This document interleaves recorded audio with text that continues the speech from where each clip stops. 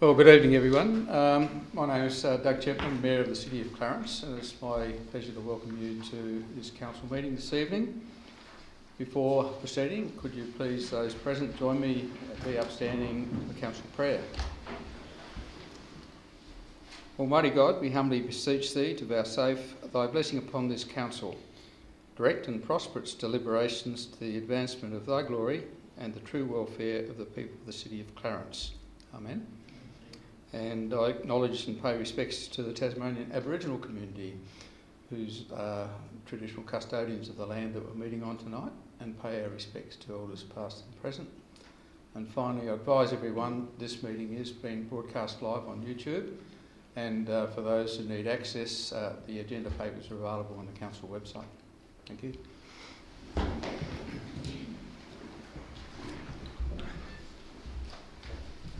Tonight we do have an apology from Alderman Walker, who's taken leave because of the election campaign. Declarations of interest. I have one from Alderman Blomley for item 11.3.6. Are there any other declarations of interest, please?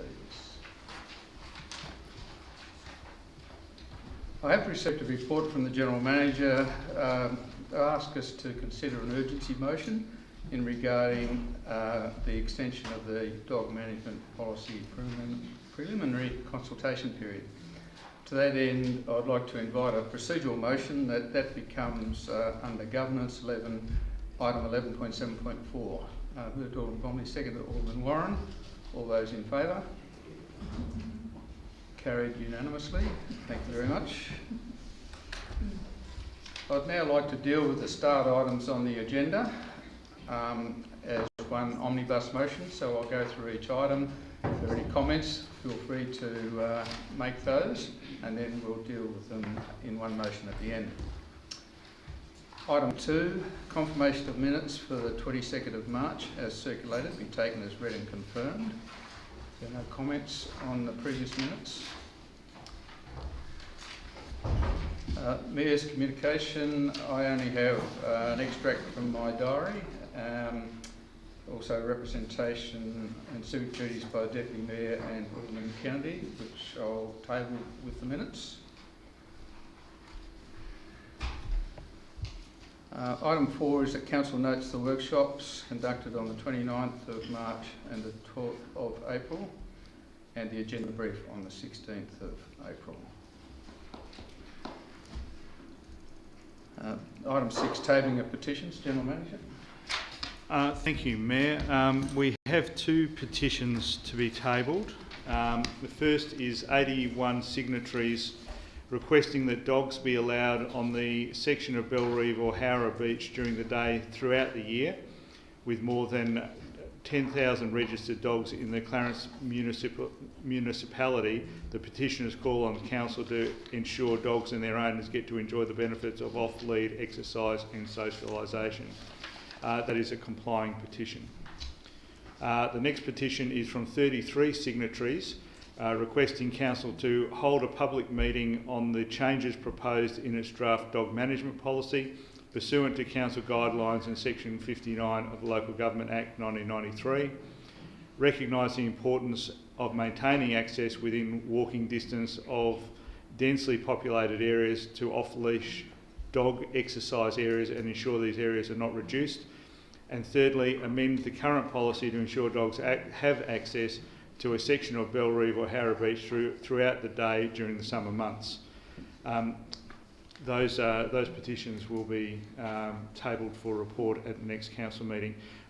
Mayor, there were 2 other petitions, electronic petitions, one for each of those 2 paper petitions, but they weren't complying petitions, and we've referred those back to the originator. Thank you. Are there any petitions from the floor? Thank you. Item 10, reports from outside bodies, single and joint authorities. Copying Refuse Disposal Site Joint Authority, I noticed that the December quarterly report is pending. Alderman Edmonds, did you wish to add further as the proxy rep? No? Thank you. And I have nothing to report under the Tas Water Corporation or the Greater Hobart Committee at this stage. Reports, item 10.2 from Council and Special Committees and other representative bodies. Are there any reports? Alderman Kennedy. Yes, Mr Mayor, I'd like to table the minutes from the March and April meetings of the Belrive Community and Arts Centre. Thank you. Thank you. Alderman Chong. Thank you, Mr Mayor. I have provided a copy of the written advisory committee meeting for February. Thank you. And the tracks and trials from the 18th of February this year as well, Mr Mayor. Thank you. There being no more, thank you. Reports of officers, item 11.1, the weekly briefing reports for the 26th of March, 1st and 5th of April will be noted. Any questions on the weekly briefing reports? In that case, could I have a motion to accept all the recommendations on the starred items covered today? Thank you, Alderman Bromley. Second, Alderman Pearce. All those in favour? Carried unanimously. Thank you.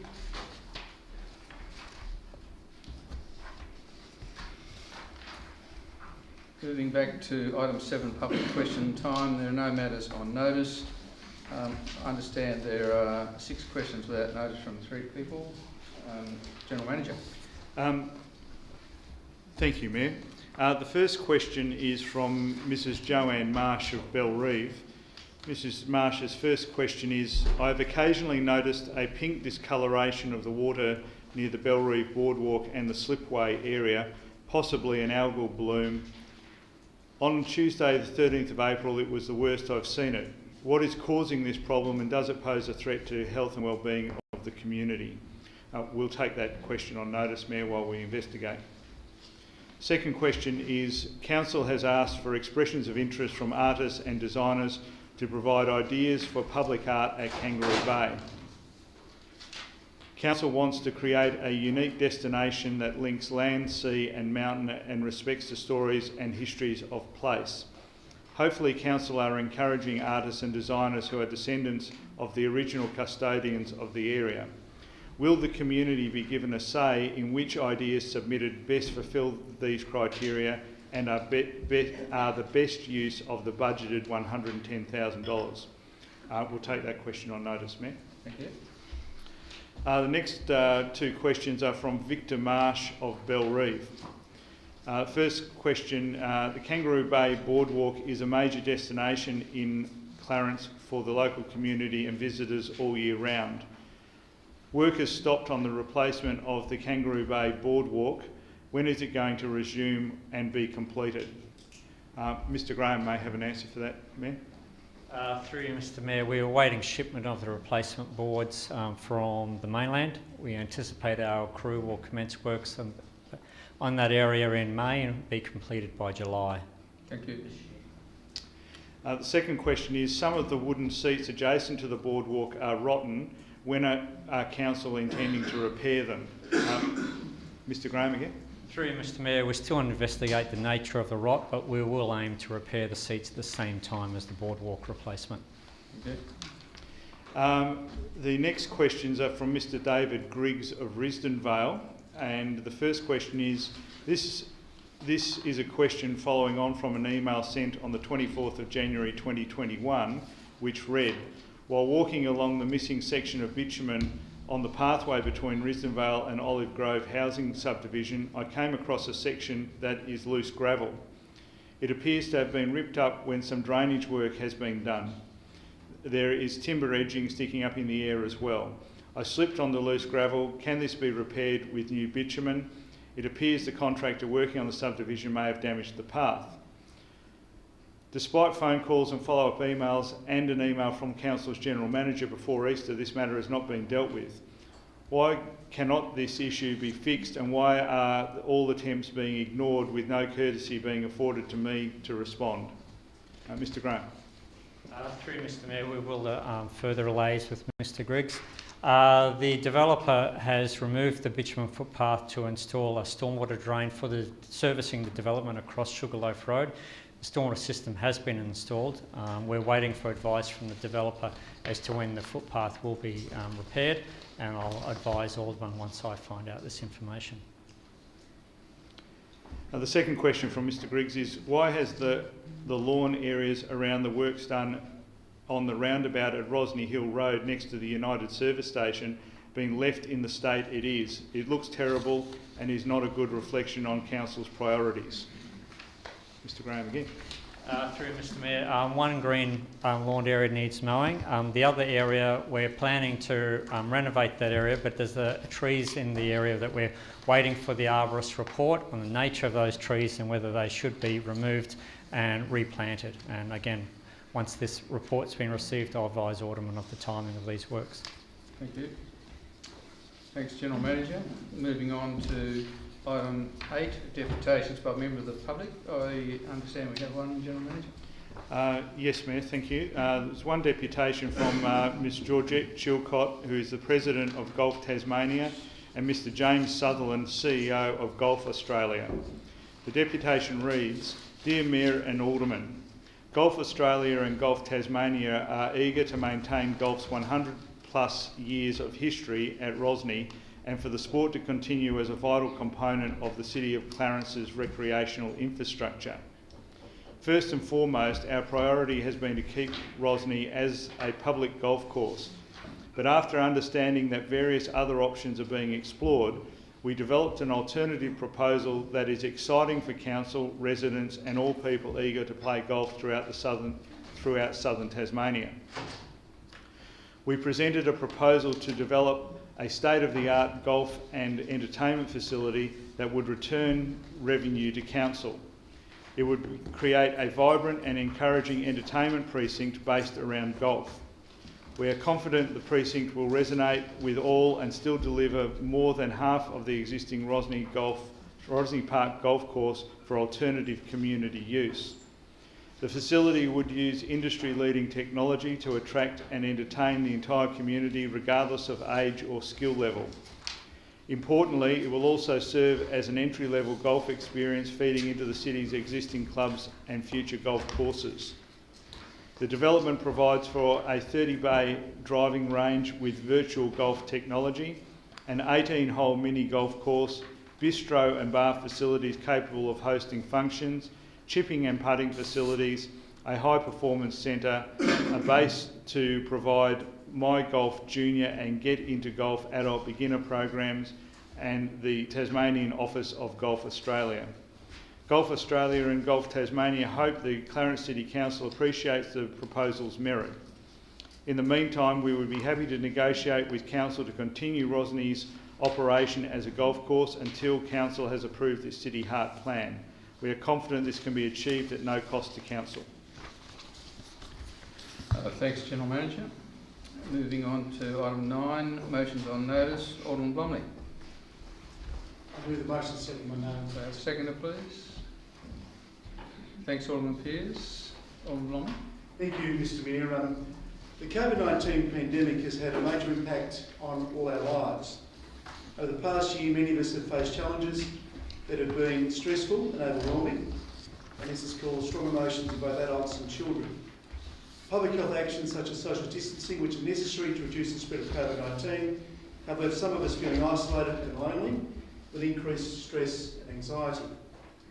As outlined in the December 2020 paper titled Impact of COVID-19 Pandemic on Mental Health in the General Population, the COVID-19 pandemic has resulted in an increased prevalence of mental health problems among the general population.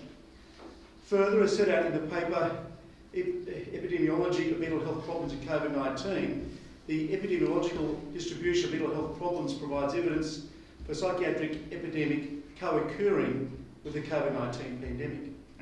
A systematic review examining the general population's mental health status amid the pandemic found significantly higher levels of irritability, stress, anxiety and depression. In an attempt to lessen the emotional burden associated with this unprecedented hardship, studies have also shown an increase in maladaptive coping strategies, such as high tobacco, alcohol and cannabis consumption, increasing junk food intake, physical inactivity, changes to sleep routines, and excessive social media or news consumption. Now, Mr Mayor, I don't think that much of that would come as any surprise to anyone here in this chamber. The past 13 months have been tough. It's been very tough. Although young people are at the lowest risk of death from COVID-19, the pandemic's impact on the mental health has been devastating. As provided in the explanatory notes, more than 75% of mental health issues develop before a person turns 25. and yet many traditional services are not equipped to address the unique barriers young people face to accessing mental health support. That is why in 2006 the Australian Government, through the Federal Department of Health, created and funded Headspace. Headspace was established to address this critical gap by providing tailored and holistic mental health support to 12 to 25-year-olds. With a focus on early intervention, Headspace works with young people to provide support at a crucial time in their lives, to help them get back on track and strengthen their ability to manage their mental health in the future. Over the past 15 years, Headspace has helped thousands of young people access vital health support through centres in 124 communities across Australia, as well as online and phone counselling services, vocational services and presence in schools. Headspace helps young people with mental health, physical health, including sexual health, alcohol and other drug services, as well as supporting strategies to manage work and study. As noted in Council's draft Community Health and Wellbeing Strategy Summary of Consultation 2021 to 25, there is support for Council to explore options for services based on the Western Shore, such as Headspace, to establish a base here on the Eastern Shore. Furthermore, Council's Youth Plan 2018 to 2022 has as one of its actions encourage and manage the use of the Youth Assist Room by other youth service providers, for example Headspace and others. Headspace currently operates an outreach service in Clarence, operating from the Integrated Care Centre 3 days a week on Monday, Thursday and Friday. In October last year, due to capacity limits, the Clarence Outreach Service closed their books to new clients. However, it is pleasing to see that they are now gradually able to take new referrals. Mr Mayor, with our growing population and the corresponding increase in demand for mental health support, a full-time Headspace centre in our city would deliver these greatly needed services. And Mr Mayor, that is the motivation behind this motion tonight. In essence, this motion is about lobbying the Federal Minister for Health, the Federal Member for Franklin, our local member Julie Collins, as well as all 12 Tasmanian senators, seeking their support for the establishment of a full-time Headspace centre within the city of Clarence. Mr Mayor, I commend the motion and seek the support of colleagues. Thank you, Alderman Pearce. Thank you, Mayor. I don't think I can add anything to that. I think that was extremely well researched and well said, Alderman Watley. Thank you. Alderman Kennedy, did you wish to speak? Oh, yes. Thank you. Yes, I'm very happy to support this motion. I fully understand the importance of Headspace and the work that they do. But I think we should also talk about prevention and capturing people before they actually get to this stage. There's a lot of reasons behind mental health issues. Genetic, not having a home, financial, unemployment, relationships, domestic violence. And one of the biggest causes we haven't touched on yet behind mental health issues for our youth, and in fact for all ages, is bullying. So if we're going to be serious about this motion, I think we all need to actually own it. We actually have to own this motion, believe in it and live by it. There's no point in just saying, yep, this is great, of course we must do it, unless we seriously mean it. And this chamber is not immune to bullying. And then of course there's social media, online bullying. Toughen up, they say to the youth. It's rubbish. Prevention must be the answer. So if you support this motion, I believe that we need to call out bullying. Bullying has to stop. Let's lead the way and help our youth, and not to mention us. So on that basis, I will support this motion. Thank you. Other speakers? Alderman Ewington? Yeah, thank you, Mr Mayor. Look, while I don't doubt there's certainly a role for counselling services in this space in terms of mental health services, I just wanted to raise the issue that I find, Alderman Bromley raised the issue of anxiety and stress and lack of physical activity as being a major contributing factor, or lack of that, to mental health issues. And obviously one of the most important things we all know that we can do to actually help in these sort of situations is to increase the physical activity and exercise that happens in the community. I just wanted to sort of raise the point that even though I'm going to support this motion, I think that as a government, we can't fix everything if we keep doing the same stuff all the time. And I mean, I often wonder at all the money that comes through government to go to all of these programs and a lot of the duplication that goes in. These days there seems to be so many different charities and organisations all fighting over the same dollar and all fighting over the same space, all employing staff, all having a car, all having an office.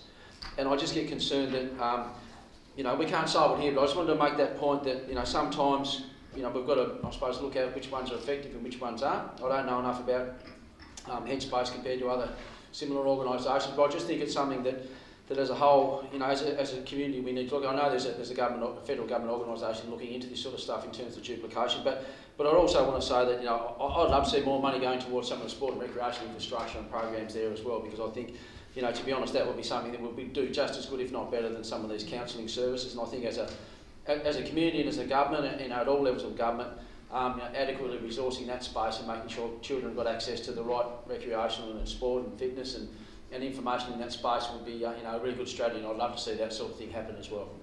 Thank you. Other speakers? So, Alderman Edmund. Yeah, I'd just like to echo Alderman Newington's comments that sporting infrastructure does have a huge role to play in the mental health of our citizens. Thank you. If there are no other speakers, right to reply, Alderman Bloming? Mr Mayor, I thank colleagues for contribution and consideration this evening. Thank you. So the motion is as presented by Alderman Bloming. All those in favour? Carried unanimously. Thank you. Alderman Mulder. Mr Mayor, I'll move the motion standing in my name. Do we have a seconder, please? Thanks, Alderman Edmonds. Thank you, Mr Mayor. The sale and development agreement between Council and Chambord Australia does not contain a confidentiality provision. However, under the nature of commercial and common law, any release of such a contract would require the consent of both parties.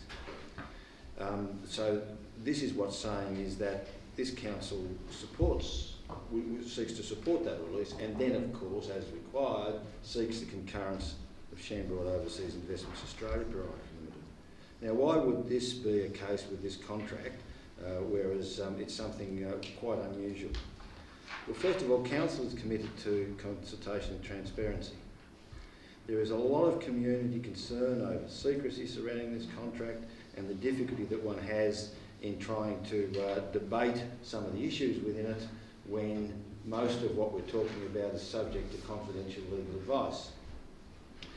Now, in correspondence with the General Manager and questions asked in this place, the General Manager acknowledged that the key terms of the SDA are in the public arena already. So, you know, there's nothing left to see, nothing left to hide.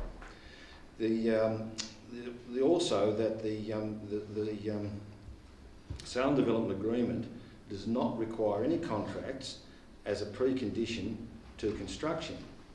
And now this, Mr Mayor, is of course concern to us that there could possibly be a bogus start. And there is a level inside the contract which talks about substantial commencement, which is somewhat, as the officers, as the General Manager's comments that will reveal, that that is somewhat over the standard of the normal commencement in the planning scheme. But I'm not too sure whether it's actually defined as to a point, and whether this could eventually, without operator contracts in place, that this could become a point of contention. However, having said all those things, I can see no valid reason, and as a gesture of faith to our community, that Chambord might just consider releasing this contract because they have offstated their commitment to it and their confidence that they sooner or later will be able to do it. And given the fact that it's all out there already, why wouldn't we allow Chambord to?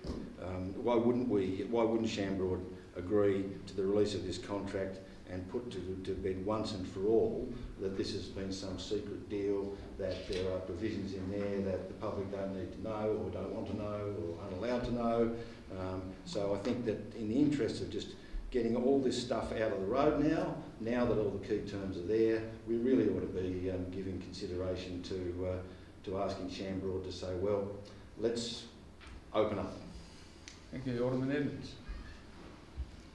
Not a hell of a lot to add to that, other than to say I endorse what was said.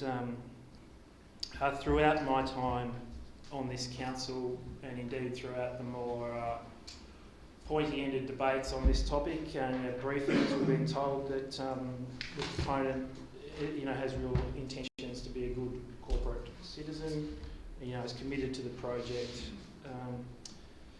here's a pretty good chance to walk the walk, I would say. Thank you. Other speakers? Alderman Jones? Yes, thank you, Mr. Mayor. The timing of this, it seems to me to be sort of unusual in as much as that we've moved on since the decision in February this year when this council agreed to extend the licence or the lease till October 2022, and as a result of that, the council did support that extension of time, and as a result of that, we are waiting what may transpire in October 2022. The simple fact of the matter is that this all hinges on whether Shambroad is in fact going to agree to release the document. And I would have thought that they may not, because the very nature of the debate we've had and where we are with this particular issue now is that they have their extension to 2022, and therefore why would they decide at this point to release the document? I still like to add that every one of us in this place had the opportunity to actually go and cite the contract and go through it, and I deliberately didn't do that because I wanted to know what information that had been circulated in the public arena in relation to certain clauses and whether the buyback was applicable or otherwise was in the public arena. Because once you actually go and cite this document, and therefore you have to treat that on a confidential basis, and therefore you're not privy to be able to say that clause 6A, B, C or D was in fact an area where in fact the contract was in fact fairly pertinent in relation to the date of contract or date of commencement.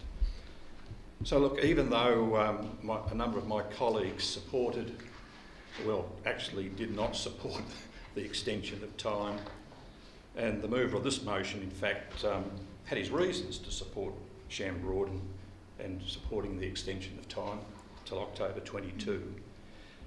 I will support it because I know that my colleagues who steadfastly resisted the pressure on at the time of not granting the extension, and they had their reasons for that, as I had my reasons for it, Mr. Mayor. But the fact of the matter is that I would not let them down in relation to this matter if they, and I believe they want to, support the motion that's before the Chair. In summary, I think Shambroad will say, too late, we will not agree to this, but at least it's now in the public arena that we want to actually see the document, and therefore I'll support the motion before the Chair. Other speakers? Alderman Berta? Thank you, Mr. Mayor. Whilst, as Alderman Mulder has said, there's no confidentiality clause in the sale and development agreement, both parties at the time of signing, I believe, would have had an expectation that it would be kept confidential. And I envisage that even if the majority of the aldermen support this motion, Shambroad is unlikely to agree to publicly releasing the contract. I believe that such an action, if it occurs, will actually cast council in a poor light for future commercial agreements with whomever the party may be. It will severely tarnish council's credibility. Corporate entities are likely to be wary of undertaking any serious business with council. I also feel that the approval of this motion appears to me to be at odds with the council policy, which requires that land disposal will be dealt with in closed council. And although the local government meeting procedures regulations from which that policy stems uses the word may rather than will, as in the policy, I actually believe that council should be abiding by the spirit rather than the letter of the regulations. This motion appears open-ended to me. If council agrees to support the release, but Shamrock does not agree, does this mean that council will still release it regardless? If Shamrock is not in agreement, but council ignores Shamrock's decision, I believe this would definitely destroy market trust in council. Thank you. Thank you. Other speakers? Alderman Newington? Thank you, Mr Mayor. I want to agree with some of the points that Alderman von Berto's raised there. I think it does set a pretty bad precedent. I mean, if we're going to release this one, does that mean that we're going to start releasing all of the other contracts and commercial and confidence agreements that we've got out there? I mean, why this one and not everything else? I do believe it would undermine our credibility in the eyes of the organisations that want to do business with us in the future, and these things are kept confidential for a reason. My other concern is, I get a bit frustrated at times with us wanting to go back and revisit decisions over and over again, and this is another example of that going. We've made our decision on this one. It's out there. All of the information was presented to the public. We made the decision based on all the best of the information that was in front of us. I don't think, and to be honest, this I'm getting a bit well, I don't know what word to use there, but I'm getting a bit tired of this secrecy and shady deal comment being raised. And to be honest, it comes from within chamber most of the time, Mr Mayor. I mean, most of the people I talk to out there in the community say get on with things. You know what I mean? It's a small minority of people that want to say that, and we have aldermen actually eating that sort of narrative on, and I don't think it's appropriate because it doesn't help good governance, and I don't think it'll give confidence in people coming up, approaching us in the future to do deals with us. And like I said, we have these agreements in place. They're commercial in confidence for a reason. If all the information's out there in the public eye, this just seems to be like an attempt to find a gotcha moment to just get it all going again. And I don't think that's going to do anyone any good. We've made the deal. Well, the previous council made the initial deal. We've dealt with the issues that we had in front of us in relation to the delayed start. And I just don't think this is really going to serve any purpose. I certainly don't believe that Shamrock are going to release the information. I just wish we could put some of these issues to bed instead of going over and over again, trying to, like I said, find a gotcha moment. And the reality is, we're elected to make decisions. And we've got the most information in front of us. We made that decision. Like I said, if we keep saying and buckling every time someone says they don't like the decision, and all of a sudden it becomes not enough consultation or a secret or whatever, we're going to be hamstrung in the future being able to make any deal without anyone throwing that one around. I just wish that we would actually stick with what we've got in front of us and stop trying to go over and over the same ground, trying to find a reason to get it back out in the open again. I'm more than comfortable with the process that we've had up to now, and I don't think there's any reason to change that by kicking the dog and trying to find another reason to bring it back out again. Thank you. Other speakers? Alderman Peters? Thank you, Mayor. I did support the Shamrock extension. It was a bit of reluctance there, but I did so. And I see nothing wrong with this motion. I see nothing wrong with it whatsoever. I get sick, like Alderman Newington said, of people saying there's secret deals and this is from a lot of ratepayers, and I'd just like to see that out in the open and say, well, there's no secret deals, there it is in front of you. You can see that. So I actually think supporting this motion tonight's a bonus. Other speakers? I'd just like to make a comment and handing over. From my point of view, I note that the General Manager has said it requires the consent of both parties. Picking up on Alderman von Berto's point, I would be concerned that if we extend this invitation for them to share it and they say no, then they could well be considered, and that could be used to beat them around the head in the future that they're not being cooperative and open when there's a matter that has been negotiated, and it does set a principle for at least raises the alert flags for other contractors doing business with council. So I won't be supporting the motion on that basis. Thank you. Any other speakers? Right reply, Alderman Mulder. Thank you, Mr Mayor. Trying to take some of the issues on. There's talk about we've moved on and we need to get on with it, and it's, you know, let's put the vast behind it and let's do all the rest of it. I'm sorry, October 2022, we could very well find ourselves in exactly the same position we are now, and exactly the same position we found ourselves on a couple of occasions before, where the community are clamouring to know, and each time we come out, there's a thing about, but the contract says. I'm not suggesting we release the legal advice surrounding the interpretation of that contract. That always remains confidential, and it remains confidential to the party that sought that advice. And there's no way we can release this. This idea that somehow or other we would probably release this without their concurrence is, you are right, absolutely abhorrent.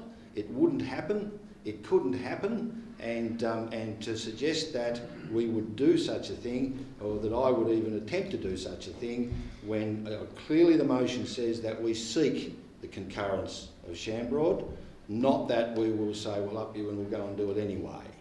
That to me, I reckon, is a real furphy, and to suggest that other corporations would be spooked because we might ask them down the track to release the information and they can still say no.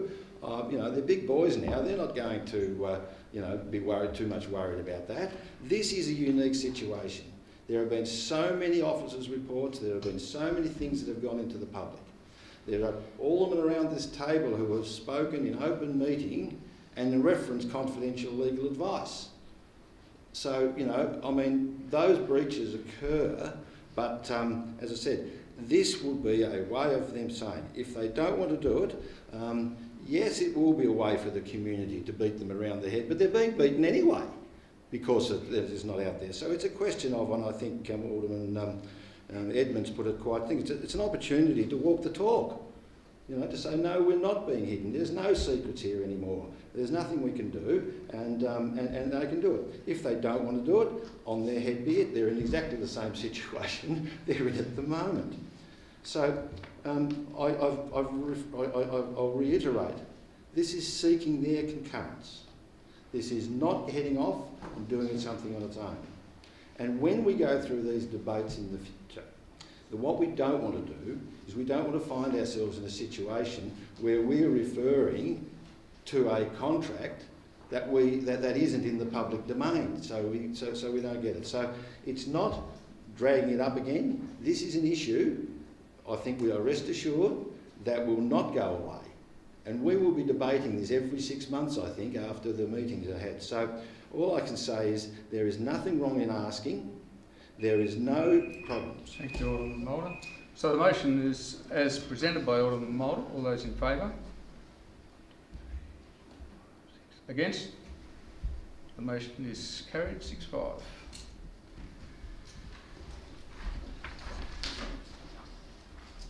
Alderman Edmonds. Yep, seeking to move the amended motion flagged on Friday and circulated around 2:30 this afternoon to Alderman. Thank you. Do I have a seconder, please? Alderman James, thank you. Alderman Evans. Thank you, Mayor. For more than 100 years, the public has been welcome to play golf on the site just behind our chambers. It's a beloved part of the furniture of our city. It's a site where thousands of Tasmanians hit their first golf ball in anger. It's an inner city greenbelt where you don't need a tea time or to make significant financial outlays on gears or fees or drive half an hour to play. Since the topic of this course's closure started to get attention, the response has been overwhelming. Social media, traditional media, people on the street, in shops, emails, phone calls. Support's coming thick and fast. The culmination of that was more than 100 people turning out on a cold Friday night with next to no notice to say that they want to keep this course alive. And there was a motion moved at that meeting which said, this meeting calls upon the Clarence City Council to pause the closure of Rosny Golf course in order to provide for a period of community consultation on the future of the course and the land in question. In the meantime, Council take over In the meantime, the council will take over temporary operation of the facility as a going concern following the expiration of the current lease arrangements held by the YMCA. And that was moved unanimously. Just prior to that meeting, I was made aware of a document from the Land Titles Office which showed that the caveats were changed in a document signed off by the council and the then planning minister in 2016. Now, I know there's been some howls over the weekend about this change to the caveats passing in an open meeting in 2015. No one ever said it was a secret. But what is telling is this. I've been on this council since 2018. The City Heart project, or its predecessor, have been in the wings that whole time. No one has ever briefed me on that change. It's not the background of this report. It was never consulted. We've scrapped what we could. Got extensions that are due to lapse at the end of this month for the golf course. I have to note that some aldermen have wrongly characterised that vote as a unanimous vote to close the course. So much for accurately representing council decisions to the public. The words are there, check them on page 34 from the 29 June 2020 meeting. And I quote, "Purpose, to extend the YMCA lease of public land known as the Rosny Park Golf Course for a 10-month period subject to agreed terms." Another quote, "Recommendation that the council authorises the general manager to negotiate and agree a new lease with the YMCA for the land known as the Rosny Park Golf Course." Tonight, I'm imploring you to preserve golf on the site at least until such time that the council has a well-consulted and approved plan that involves more than a few picnic tables and an actual increase on maintenance costs for ratepayers. If anyone in Rosny Park wishes to have a picnic lunch, Charles Hand Park is just over the road, and it's usually pretty empty, I have to say. I got a quote from a representation from a young man called Oliver Miller, who, funnily enough, is captured by the scope of Headspace that we were just speaking about. He talks about how he's a 23-year-old local resident, and he's lived here his whole life. For as long as he could remember, he'd played golf on the course. It's where he learned to play, taught by his dad and other family members. Now, as an adult, he goes there on a weekly basis along with his mates. And I quote, "It is a chance to get some exercise, but also gives my mates and I a chance to check in with each other and have a chat. If Rosny closes, we will not have this chance to do this, as the extra travel to the closest public golf course isn't viable. I also worry that the next generation, including my nephews, nieces, cousins and my own children, will not have the same chance to learn the game as I and many others have." I've received a lot of correspondence on this topic, and aside from some emails from my fellow aldermen, not a single one has advocated for the closure of this course. The only voices saying to shut this golf course are in this chamber. That's a fact. Ponder that. I look forward to summing up in the debate. Thank you. Alderman Jones. Yeah, thank you, Mr Mayor. The location of the Rosny Park Golf Course is in a unique location, there's no doubt about that. And the existence of this golf course, and it's been mentioned already, is over 100 years.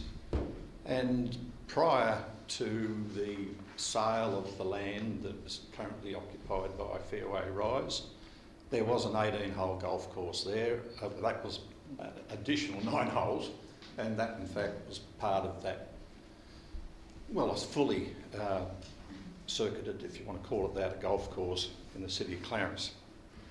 This motion is for council to authorise the general manager to negotiate with interested stakeholders for the continuance of the operation of the 9-hole golf course on the Rosny Golf Course site. And there's a rider there as an interim measure until such time as council has consulted widely with the community, as they ought to. And just by the number of emails and written representations that we've received, it's clear that they want to have a say in this, and also I believe they want to see the continuation of the golf course on the current site. The question as far as the YMCA is concerned, they were, as it was mentioned by the previous speaker, they were given an opportunity to come forward with a proposal, but at the same time the motion that was passed by this council really gave them no out in as much as whether they really wanted or able to put forward another proposal, because it was quite clear that in my opinion, the decision of council was basically to wind the YMCA as far as operation of the golf course, and then basically to turn it into what I think was the intention, a parkland, and therefore dispense with whatever the question of a continuation of a golf course implied. We have Charles Hand Park on the other side of Rosny Hill Road. We have countless areas of foreshore, coastal area, for people to walk and enjoy the ambience of the areas. But we only have one public golf course in this particular location, which will be for the benefit of the community. And there has been a number of people that have come forward ever since the comment went out that the council was considering closing the golf course and basically put another park or parkland in its place. I think that is premature. There is this motion that basically seeks interested stakeholders for the continuation. We've already received some comment and an application, if you want to call it that, from Golf Tasmania / Golf Australia, and they, by the very nature, have shown some interest. That there are other people out there, and I'm sure that if in the interim that the YMCA was approached to say, well, look, we would like some continuation of the operation of the Rosny Golf Course on that site, then they may come forward and act as that sort of operator on a temporary basis. Alternatively, they may decide to put up a case, as we requested of them to do so just on 12 months ago. I seek council support. Thank you. Other speakers? Alderman Newington? Yeah, thank you, Mr Mayor. You know, I'm certainly in support of recreational opportunities in our city and making as many as we possibly can, but there's a caveat on that, and the thing there that, and it comes back to one of the most fundamental things that I have stated every time I'm in this chamber, is that, you know, the decision about what is our core business is really an important one that we have, and you know, when it comes to golf, I mean, the issues are that the golf course has been struggling as way back as 2015, and I'll touch on that a little bit later. You know, financially, we all know that, and that's why we're in the position where we are now. When you think about it, the people who like playing golf, to suggest that they don't have other alternatives, and this is the real issue, is I have a fundamental problem with council getting involved in activities that are provided out there by either the private sector or private clubs or other organisations. And if I look at the golf situation, I'm going to just jot down a couple of quick ones there. I should have done it before now, mate, sure I had the full list, but I mean, you've got Richmond Public, Richmond Private, Landhern, Pittwater, Tea Tree, Risdon, Elderslie, Dunalley, New Bern, Royal Hobart, Tasmania, Kingston, Claremont, End if it gets up one day, which we all hope that does. And then you've got Colebrook as well. So, you know, within a couple of 20 or 30k of the city, we've got quite a few choices there. And all of those obviously would be more than welcoming to have some extra revenue come in from time to time to support their operations. You know, we know that it's tough enough out there in any business or any club to find the revenue to keep it going, and that's my most fundamental problem with us being involved in running a golf course. I mean, it's been there for a long time, and that doesn't mean it needs to stay there just because it's been there for a long time. You know, we made our decision over the last couple of months because of the issue of us having to reach into our pocket more and more over the years to keep subsidising this activity. And as the GM's raised in his report, there's some national competition policy issues there that if we subsidise the users of this course in competition with these other clubs and private providers and businesses, we have an issue to deal with there. You know, it's the thing that we need to look at is, I mean, and that's really one of the main things, and that ties in with my issue in relation to, you know, what's the role of council. You know, I mean, I think that, you know, council should concentrate on things that aren't provided out there by other people. I mean, you can't see too many people building a sports ground or a beach pavilion, or they're not yet, but maybe one day. You know, or activities that the community can't get unless council provide it. Certainly parks and picnic areas and those sort of things. You know, we've got that much in our city now that we haven't finished, or we could do a lot better, that I would prefer to see that money pointed towards. Sure, there's some people that don't like the fact that this might close down, but, you know, I think, you know, to suggest that it's overwhelming community response, well, you know, I mean, we've probably had maybe 30, maximum of 40 emails come through, a little bit of stuff on social media, you know, I mean, I'm not discounting that. People have a right to put their support forward, and I appreciate that. I'm never going to say that we should totally disregard it, but it's hardly overwhelming when you consider the size of the actual city. So, that's got to be taken into account as well. And the bottom line is we're here to make decisions based on what we think what's best for the whole community. And just because we get some people saying they want to keep going, we've got to sit back and think. We chose to go down the path of the city heart for a reason, and that was to look at what are the other activities that could be held in that space that would add more opportunities for recreational and hospitality and parks and gardens. And I think that the opportunities there are there, to look at all that. I don't want to see that stymied or held up or slowed down because of anything like this. The golf people have obviously put it out in the public sphere now about their driving range, which I think would be a fantastic activity. I mean, I know I've mentioned, to the rest of my colleagues before about, something that I thought of, which was a zip line park or, those sort of things. There's a whole range of people out there that are doing these sort of recreational and fitness experiences that might be suited in this space. I mean, using it as a whole park I don't think would work, but finding some other activities in there to complement the city heart, complement the city, bring in tourism, bring in hospitality dollars and jobs, I think is worth looking at. So, look, I think we've moved far enough now with the City Heart project, and I'd like to see that move forward. Certainly if we're in 12 months down the track and there's nothing there, and I'd have concerns, but we've got a plan in place to vote on later today to actually open it up for people to use it. And I think that we should stick with the plan that we've got there and move forward. I mean, and like I said, I just keep coming back to what I started with. Is it our business to be running a golf course? And I would say no. If it was the only golf course in the city, I would probably say we probably should keep it. But when I look at the number of other courses out there and opportunities, I think that there's certainly plenty of choices out there for the community, and I think that that's really the most fundamental issue to me. I have a problem with us getting involved in any activity that's provided by other people. So, Thank you, I'll leave it at Alderman that. Newington. Alderman Kennedy. Thank you, Mr Mayor.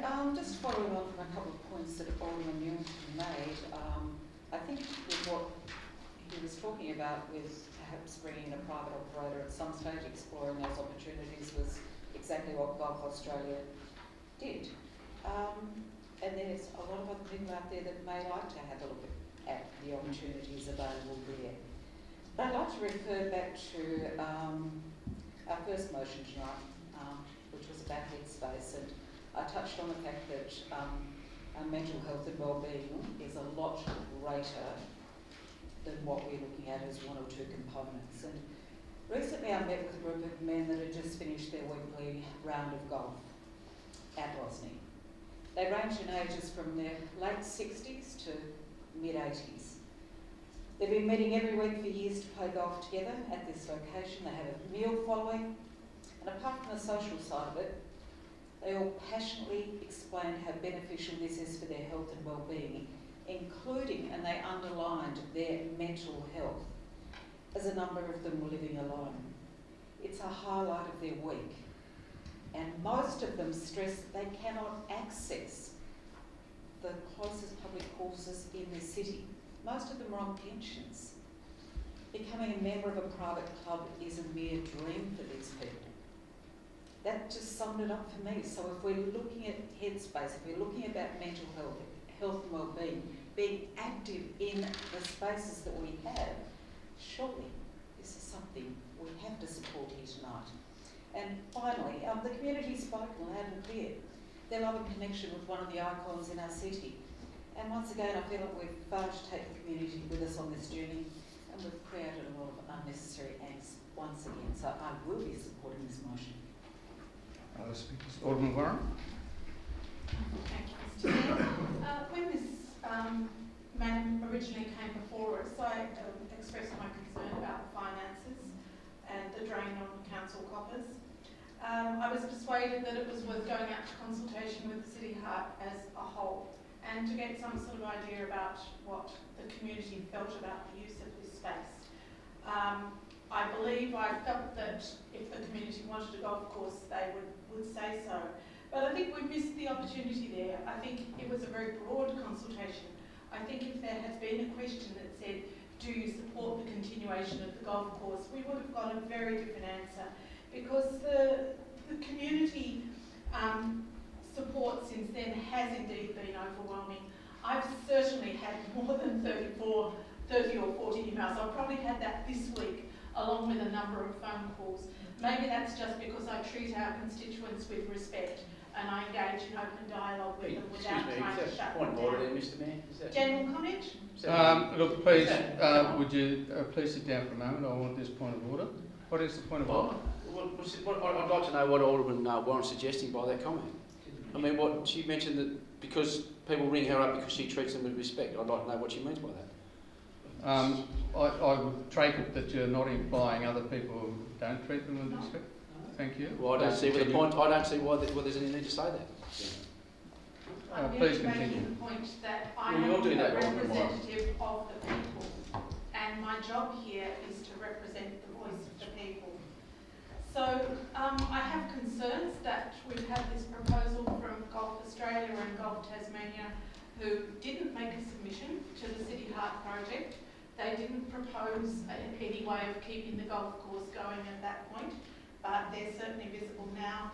I agree that there are some interesting proposals, but I'd like that to be open to everybody to see how that space could be used, as well as models for continuing the golf course. So one of the things that I was uncomfortable with the interim plan that is proposed tonight was the idea of actually digging up the fairways. I understand that there might have been safety concerns, but I think that puts us in a one-way street from which we cannot go back. As I said, I'm here to represent the people, and the people have spoken loud and clear. They want the golf course to remain, so I will be supporting this motion. Thank you. Other speakers? Alderman Pearce? Thank you, Mayor. Like Alderman Warren, I'm supporting the motion. Now, I must admit, I didn't realise I knew so many people that played golf at Rosny, which I'm very pleased about. But even in lockdown, when we couldn't do much, I didn't get emails and letters saying, oh, I can't find any green space, I can't find any open space. I mean, there's a fair bit of it in Clarence, as we found out, but is there golf courses? No. And like Alderman Warren, I reckon I've had 40 emails just this week. Look, people have said to me that, a bit like Alderman Kennedy said, it's a release for them, it's a chance to get out, it's a chance to do some exercise. It may not be the exercise that some people think, but exercise, they're meeting with friends, they're talking, and it does their headspace pretty well. Look, I think this motion, it clearly states, you know, we're going to put out to interested stakeholders. Now then, if there's no interest in stakeholders, that's a different scenario. But at the moment, let's put it out there, let's see who's coming forward. Thank you. Other speakers? Alderman Van Bertha? Thank you, Mr Mayor. I'd actually like to go back to the 11th of May 2015, when at a council meeting, Alderman Doust moved a motion on notice and I seconded that motion. And the motion was that council request the Minister administering the Crown Lands Act 1976 to amend the current restriction on the Rosny Park Golf Course title to provide for the land to be utilised for additional purposes other than a public golf course, such as parklands, gardens, passive recreation and their related community facilities. The motion was supported unanimously, and 6 of the aldermen who agreed are current aldermen. So that's Mayor Chipman, Deputy Mayor Chong, Alderman James, Alderman Pearce, Alderman Walker and myself. On a point of order, Mr Mayor. Yes. That is past tense. A lot's happened since 2015. But nevertheless, and why is it necessary to be mentioning it now in the debate? I would suggest that ought not be included. Well, point of order is overruled. I think that the history of this project is quite relevant, and just as the future of the golf course is relevant. Yes, but an alderman's name has been mentioned in a debate which transpired in 2015. The way you voted was on the public record, in the public minutes, on the website. So I don't see a problem. Please continue, Alderman Van Bertha. It doesn't make any difference. Thank you, Mr Mayor. I hope my time will be amended accordingly. The Rosny Park Golf Course land title was transferred to Council in February 2008 under the Crown Land Assessment and Classification Project. The transfer contained a restriction reserving the Crown's right to resume I rise the to land a point of order, Mr Mayor. if in its Please go ahead. Is this relevant? This is that was 2008.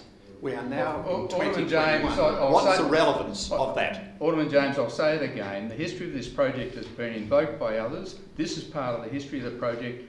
What's being presented by Alderman Monberto is quite valid to this debate. If you continue to interrupt on this point, then I'll take the matter further. Gee whiz. Thank you, Mr Mayor. I'll actually start again in relation to where I was at. The Rosny Park Golf Course land title was transferred to Council in February 2008 under the Crown Land Assessment and Classification Project. The transfer contained a restriction reserving the Crown's right to resume the land if, in its opinion, the land was not being used for public golf course purposes. At the time of the May 2015 motion, the golf course had been leased to the YMCA from 2010 with a 5-year extension that would expire in 2020. It was considered important that Council undertook some strategic planning for the site for the period beyond 2020.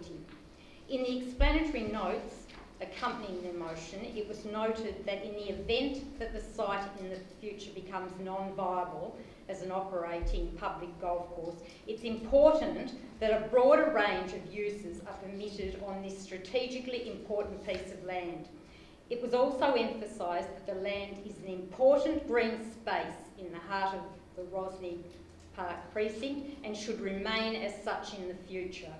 Any future uses of the land beyond public golf course should be limited to community facilities, parklands, gardens or passive recreation purposes. The Mayor then wrote a letter to Matt Groom, the Minister for Environment and Parks and Heritage, on the 15th of May, following Council's resolution. And it ends with, Council recognises that the golf course is a vital green space in the heart of our city and emphasises their desire to see it retained as such. However, given the high costs of operation of the golf course, Council wishes to consider other options for the use of the land as a vibrant green space. I hope this allays some of the concerns in the public domain, which are suggesting that there's been some sort of deal by the Mayor and by Council with the state government to cease golf on the site. The fact is that the golf operation has been borderline in its viability since around 2014, and Council has been subsidising its operation more and more as the time has gone on, up to the present day. I won't be supporting this motion, not necessarily because I don't believe golf should continue on the site, and certainly not because I don't want to see the area continue as a community use area with a focus on maintaining and improving green space. I believe this motion is premature and we need to actually complete the concept planning for the City Heart project, which will ultimately lead to expressions of interest. This is the time when Golf Tasmania, Golf Australia and any interested parties can put forward an expression of interest to then be considered by Council. In the meantime, the interim plan for the site allows for the continuation of the community use of the green space, and the golf course building and infrastructure will remain, so that it may be used again if it fits within the strategic plan for the City Heart area. The Rosny Park Golf Course is part of the City Heart plan. Thank you, Alderman. Other speakers? In that case, I feel as though I should say a few words. First of all, and I've touched on this on Friday at the agenda brief, and I've touched on in email exchanges between the General Manager and Alderman Edmonds. I recognise that using a continuing golf operation there as part of the interim plan which is invoked by this motion, is a sensible outcome, or it can be seen as a sensible outcome. The area has to be used one way or another, and if we've got a golf operation that can do it, that's probably as good as the alternative interim plan that we had in mind. My concern is that this motion actually requires the General Manager to negotiate with interested stakeholders, which invokes a procurement process which is going to take weeks, maybe months, to bring about. Which means that come the 30th, golf has to stop on that site until we've gone through the procurement process and issued new contracts, signed new leases, or whatever the new arrangement is. It's probably an unintended consequence of what Alderman Edmonds' motion is, but I think it is a consequence. I might be proved wrong, but that's my concern that I expressed on Friday. Are there any other speakers? Alderman Blomley. Thank you, Mr Mayor. Further to your comments and what Alderman Monberto, it's her contribution as well. Just on the issue of the 2015 Decisions Council to amend the title of the Rosny Golf Course to a community use revisionary condition.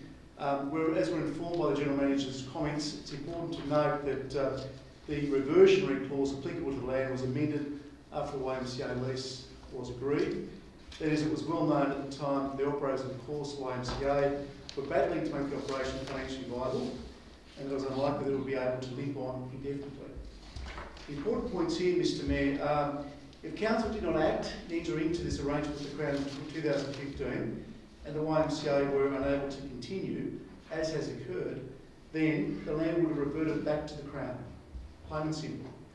Changing the conditions associated with use of the land was the only way to keep this wonderful green belt in ownership of Clarence City Council for the benefit of all our citizens. It's also important to note, Mr Mayor, that there were no sneaky, sleazy or dirty backroom deals done. None whatsoever. The motion was moved in open council nearly 6 years ago, and at that time was unanimously supported. I am, therefore, Mr Mayor, perplexed and more than a little concerned by recent sweeping and provocative statements that I've read, such as, and I quote, "I reveal that the Council and the State Government did a deal in 2016 to remove a century-old caveat that protected the public golf course, and these deals are what people hate about Clarence City Council." Really? How so? 6 years ago, Mr Mayor, we knew that it was a battle to maintain the viability of the golf course. 6 years ago, we knew that ratepayers were subsidising operations, and 6 years ago, we knew that the irrigation system was soon to be end of life and would require a significant financial investment to replace it. 6 years ago. There's nothing new here.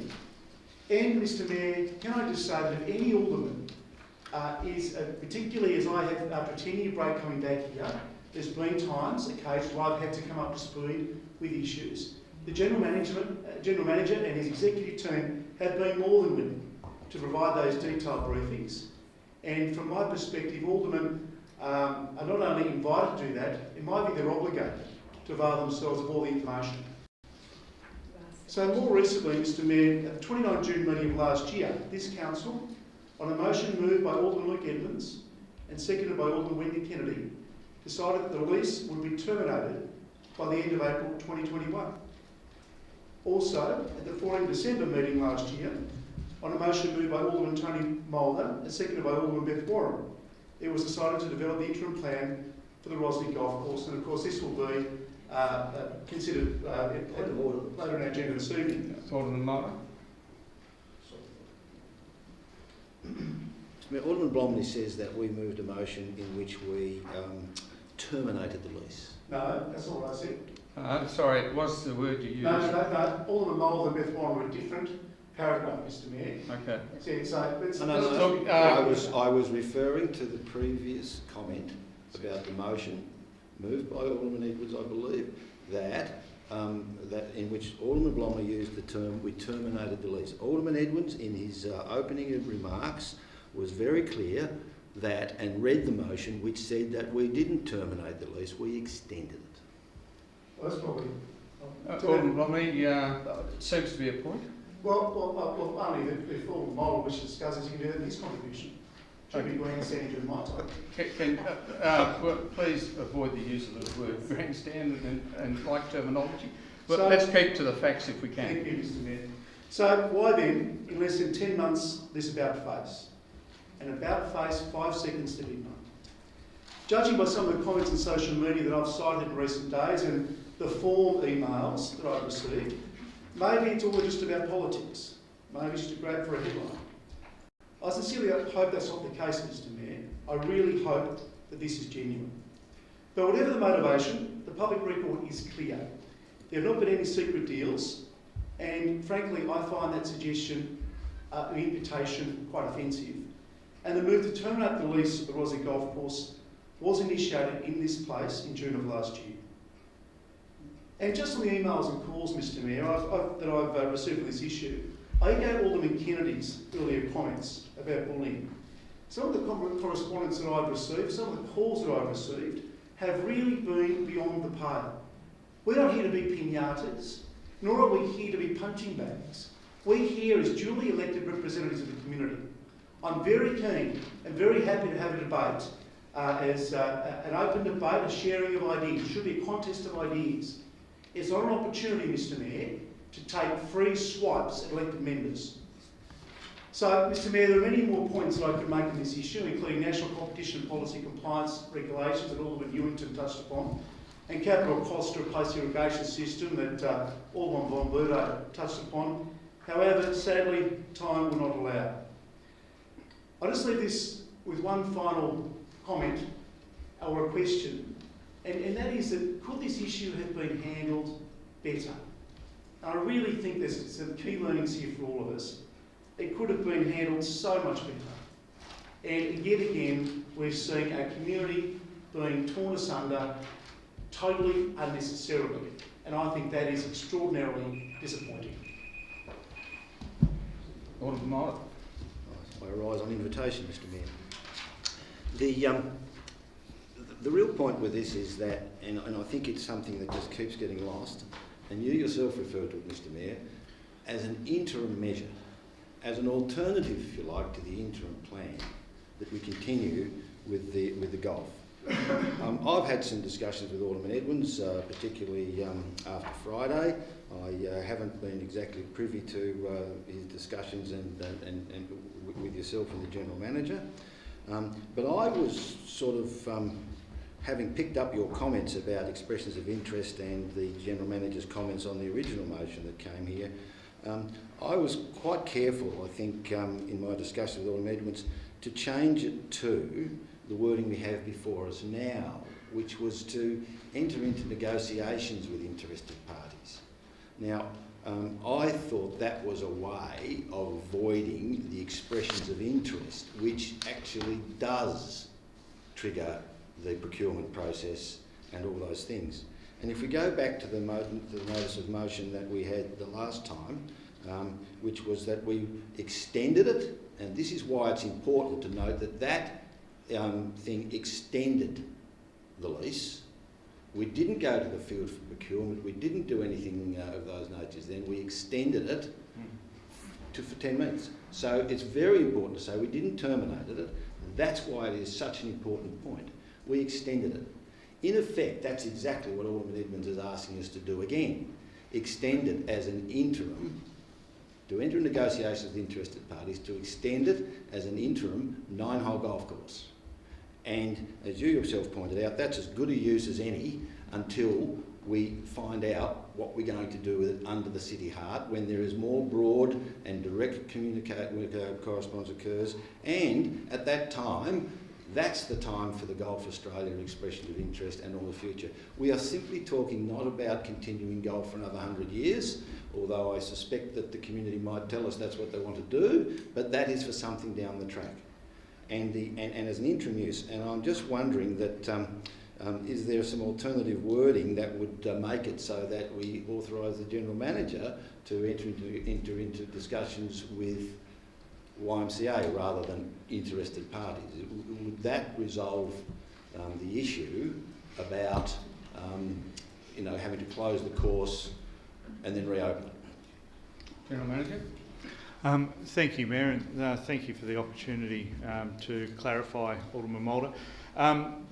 We've had some discussion via email this afternoon, and maybe the point I was making wasn't clearly understood. In the context of the YMCA, if we're extending their current agreement that is the result of a market-based contest and assessment, which occurred obviously 10 years ago or more now, that is one set of circumstances, that's acceptable.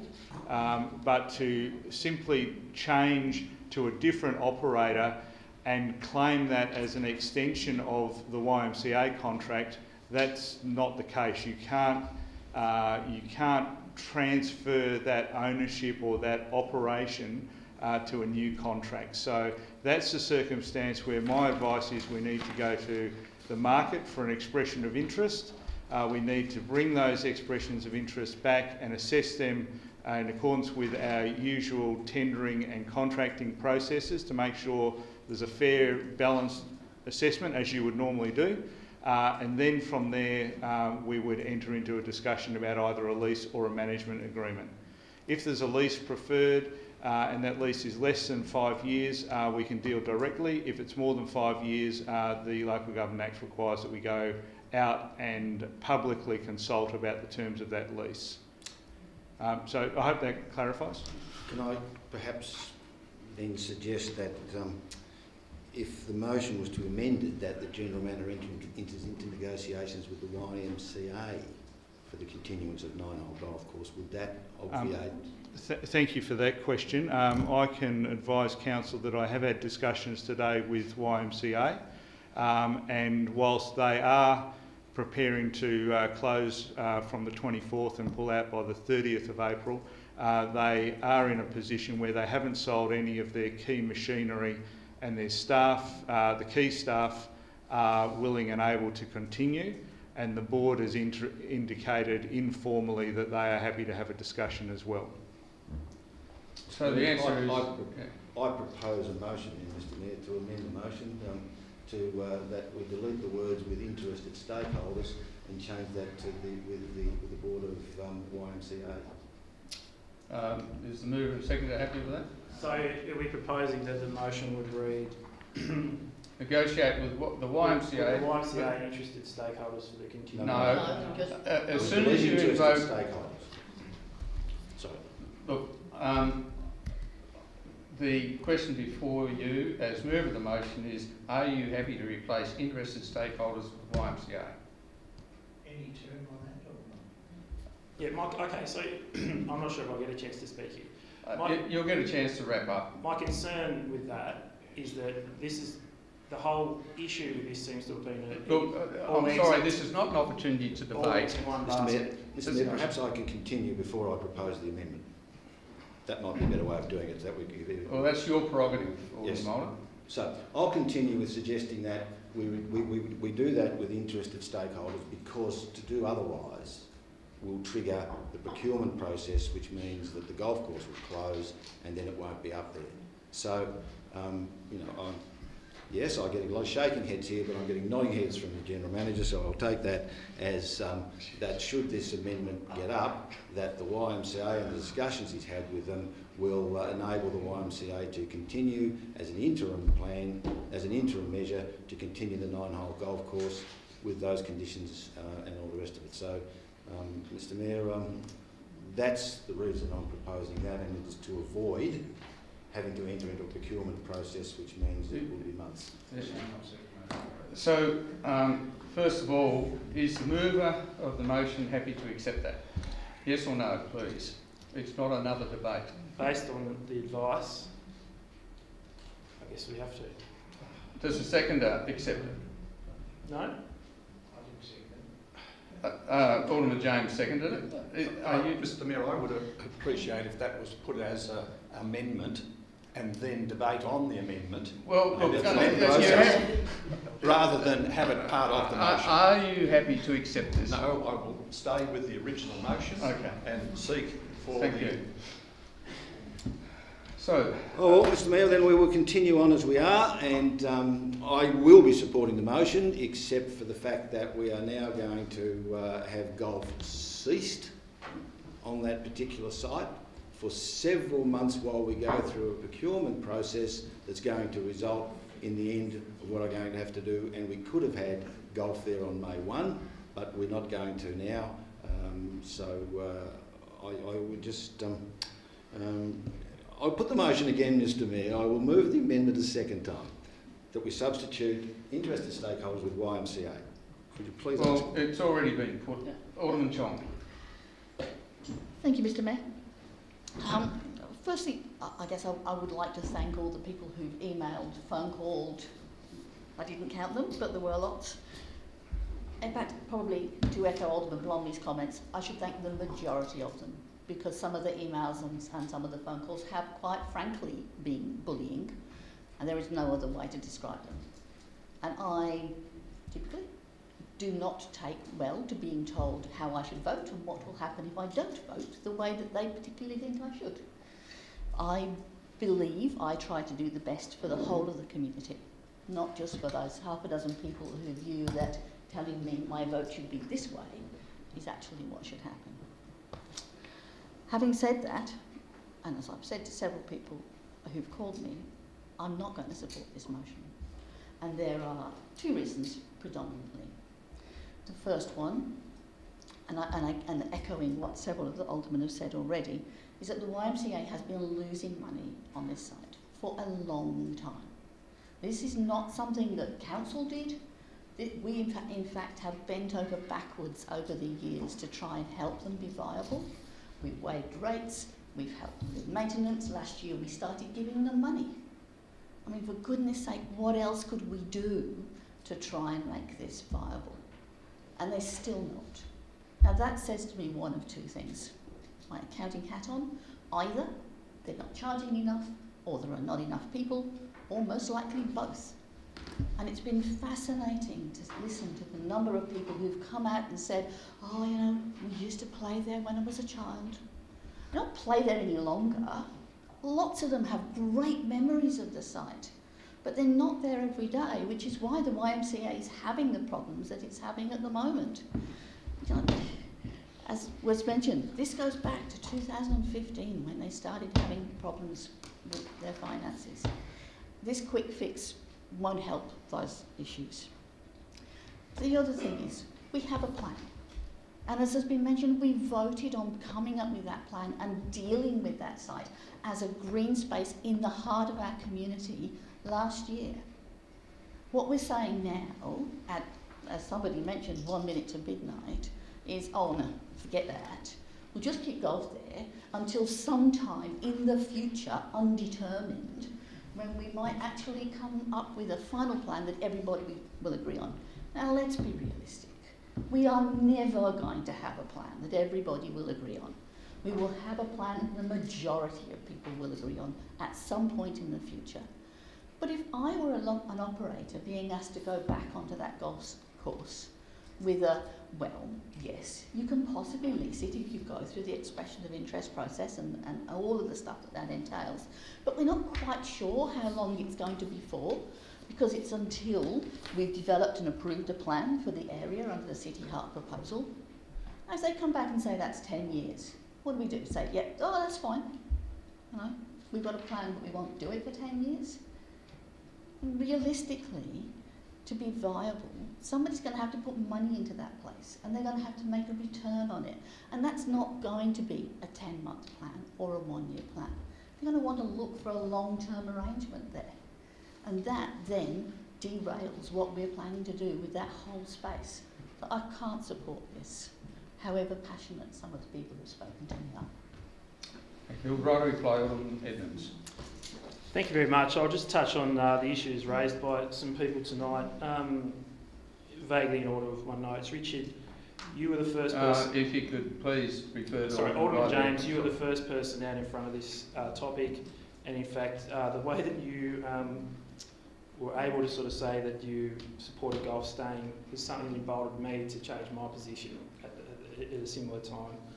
And then we know, and there's other aldermen here, for instance, Alderman Pearce, we scrapped for the extensions and we got them. Alderman Newington talks about core business. This golf course is core business of this city, whether council or city, since the 1900s. And the argument that I've heard that we can play somewhere else, and I heard New Bena, Kingston and Colebrook all out of our city.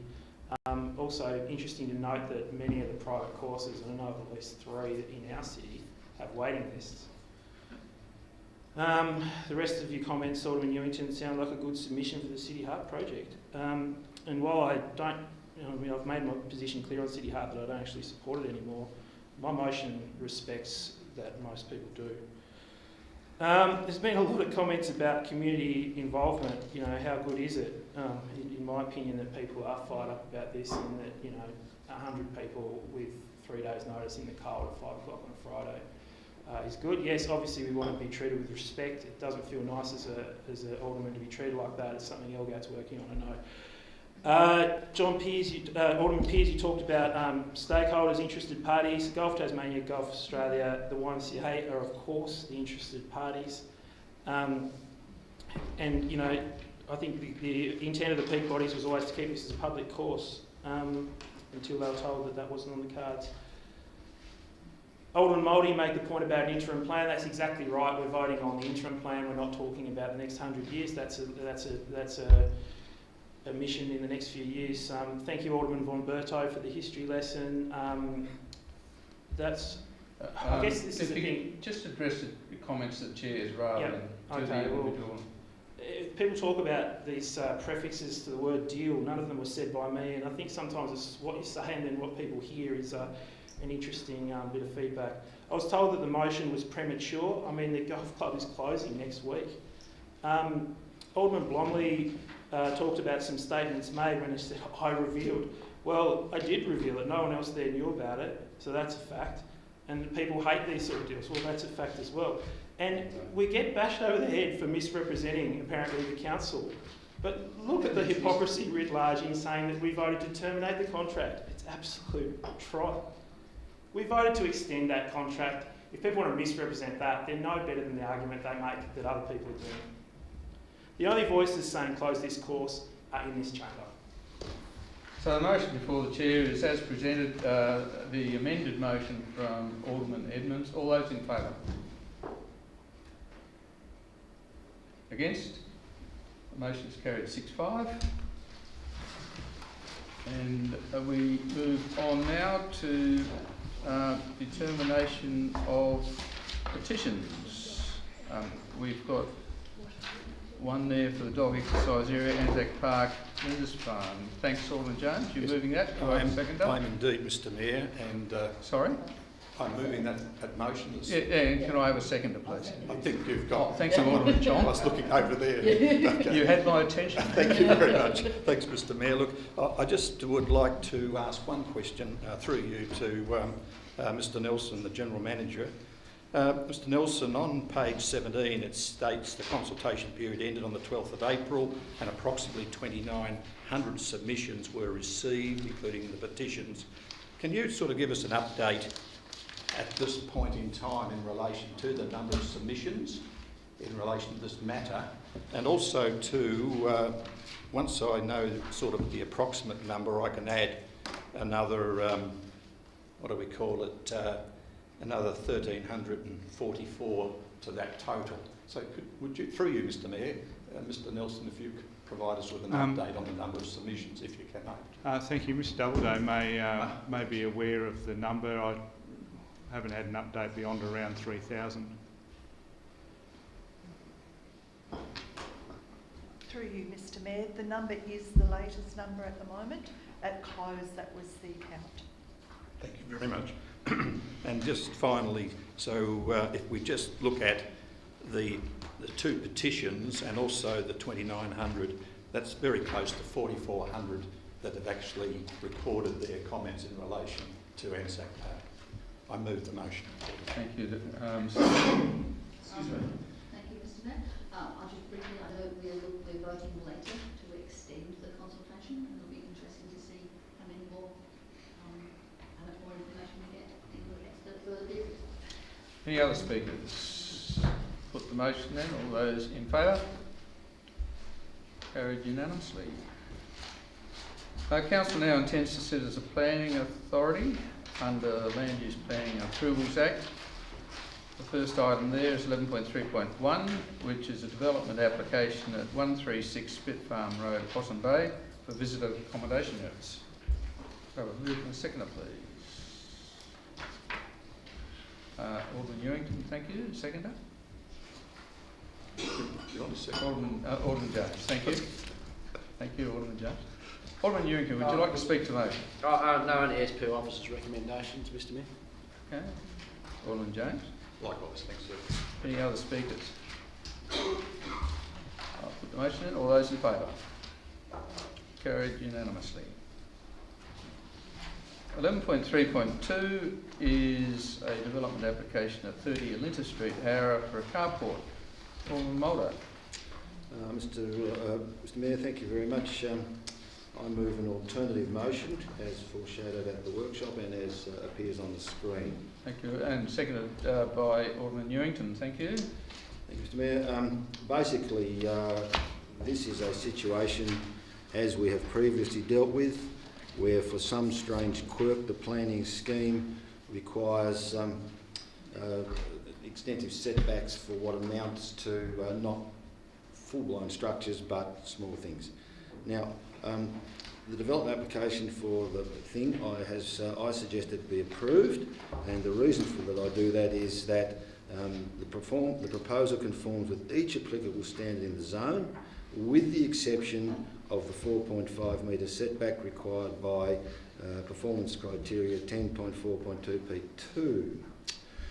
Now, strict compliance with P2, I would argue, is unreasonable because of the limited impact on the streetscape resulting from the open nature of the structure, which avoids the visual impact and the bulk that solid walls would provide.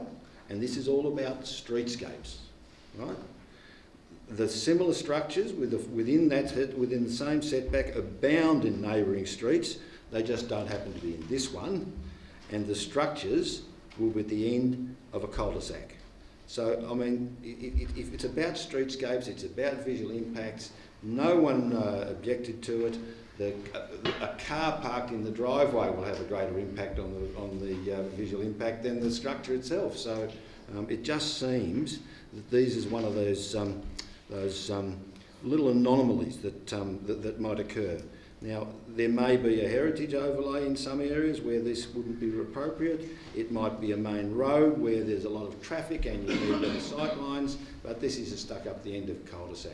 The only people who can see this are the neighbours, and those neighbours haven't made any representations at all. So I think this is a sensible proposal to let the people put a carport in their front driveway. Alderman Ewington? Yeah, I agree with Alderman Mulder there on the points that he's raised. I mean, to me, it's a cut and dry one.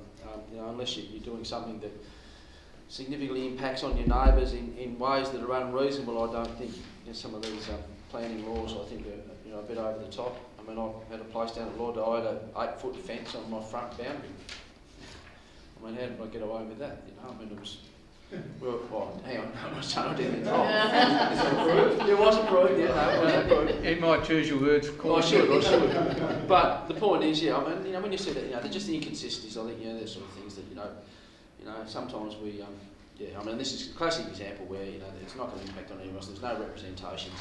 And I think, really, I mean, you should be able to put something out in front of your house like this to protect your car. I mean, these people might be a really good reason why they need it, to make it easier to get in and out of the car. They might have a disability or something like that, we don't know, but I mean, it's not harming anyone. It's something that makes it more comfortable for them, protects their car, and I can't see any reason why anyone would want to check. I understand why the staff have recommended this because of the rules are in the planning scheme, but hopefully this will be something that in the future the Planning Commission will look at, and if we get the opportunity to argue our case to say these sort of situations should be a lot easier for people to do this sort of stuff, I'd certainly be arguing for that across the board as well. Thank you. Alderman Blomley. Thank you, Mr Mayor. That last point made by Alderman Ewington was the point that I was going to make today, because and I congratulate the Alderman Mulder for bringing this alternative motion here. When I got around to reading my agenda late last week, I thought, well, that doesn't look good. Went onto the site, looked that we should be doing something here, and obviously Alderman Mulder has taken that initiative, and congratulate him for that. The point that Alderman Newington makes is quite right. Our planning staff do an amazing job. They work within the rules, within the parameters that are set for them. But of course, this is where we have an opportunity to exercise our discretion and our judgment, and I urge colleagues to do that and support this alternate motion this evening. Thank you. Other speakers? Alderman James. Thank you, Mr Mayor. I draw my colleagues' attention to page 44 of the officer's report and to 10.4.2 P2, and I quote, "A garage or carport for a dwelling must have a setback from a primary frontage that is compatible with the setbacks of existing garages or carports in the street, having regard to any topographical constraints," unquote. Now, the officers have basically cut and paste from the planning scheme 10.4.2 P2, and on the attachment, and in attachment 3, if you look at that, you can see that this is the only construction that is outside that line for that whole, that particular street with cul-de-sacs at either end. And it's quite clear that the officers have looked at this very closely and seen that it's contrary to the planning scheme and to that particular performance criteria. A previous speaker mentioned, it's only a little anomaly and there was no representations. But that doesn't matter. If there's no representations, it still leaves it to the officers to make sure and go through some of the procedures in relation to the planning scheme. Now, we've had similar issues like this before, where the officers have recommended for refusal because of the very nature that it was contrary to the planning scheme. This is an obvious example of where it's contrary to that performance criteria. And it was also mentioned that some things you need to have protective cover for your car so that obviously the elements don't cause any impact or direct weathering on that particular vehicle. And so that has got nothing to do with this basis of where this particular structure is located. Can I say, Mr Mayor, that if this particular motion is lost, I will move the officer's recommendation. Alderman James. Other speakers? Alderman Gomberto. Thanks, Mr Mayor. I wholeheartedly concur with Alderman James, and I will not be supporting the alternative motion. Alderman James has expressed very clearly why we should actually be supporting the officer's recommendation. Thank you. Other speakers? Right reply, Alderman Mulder. Thank you, Mr Mayor.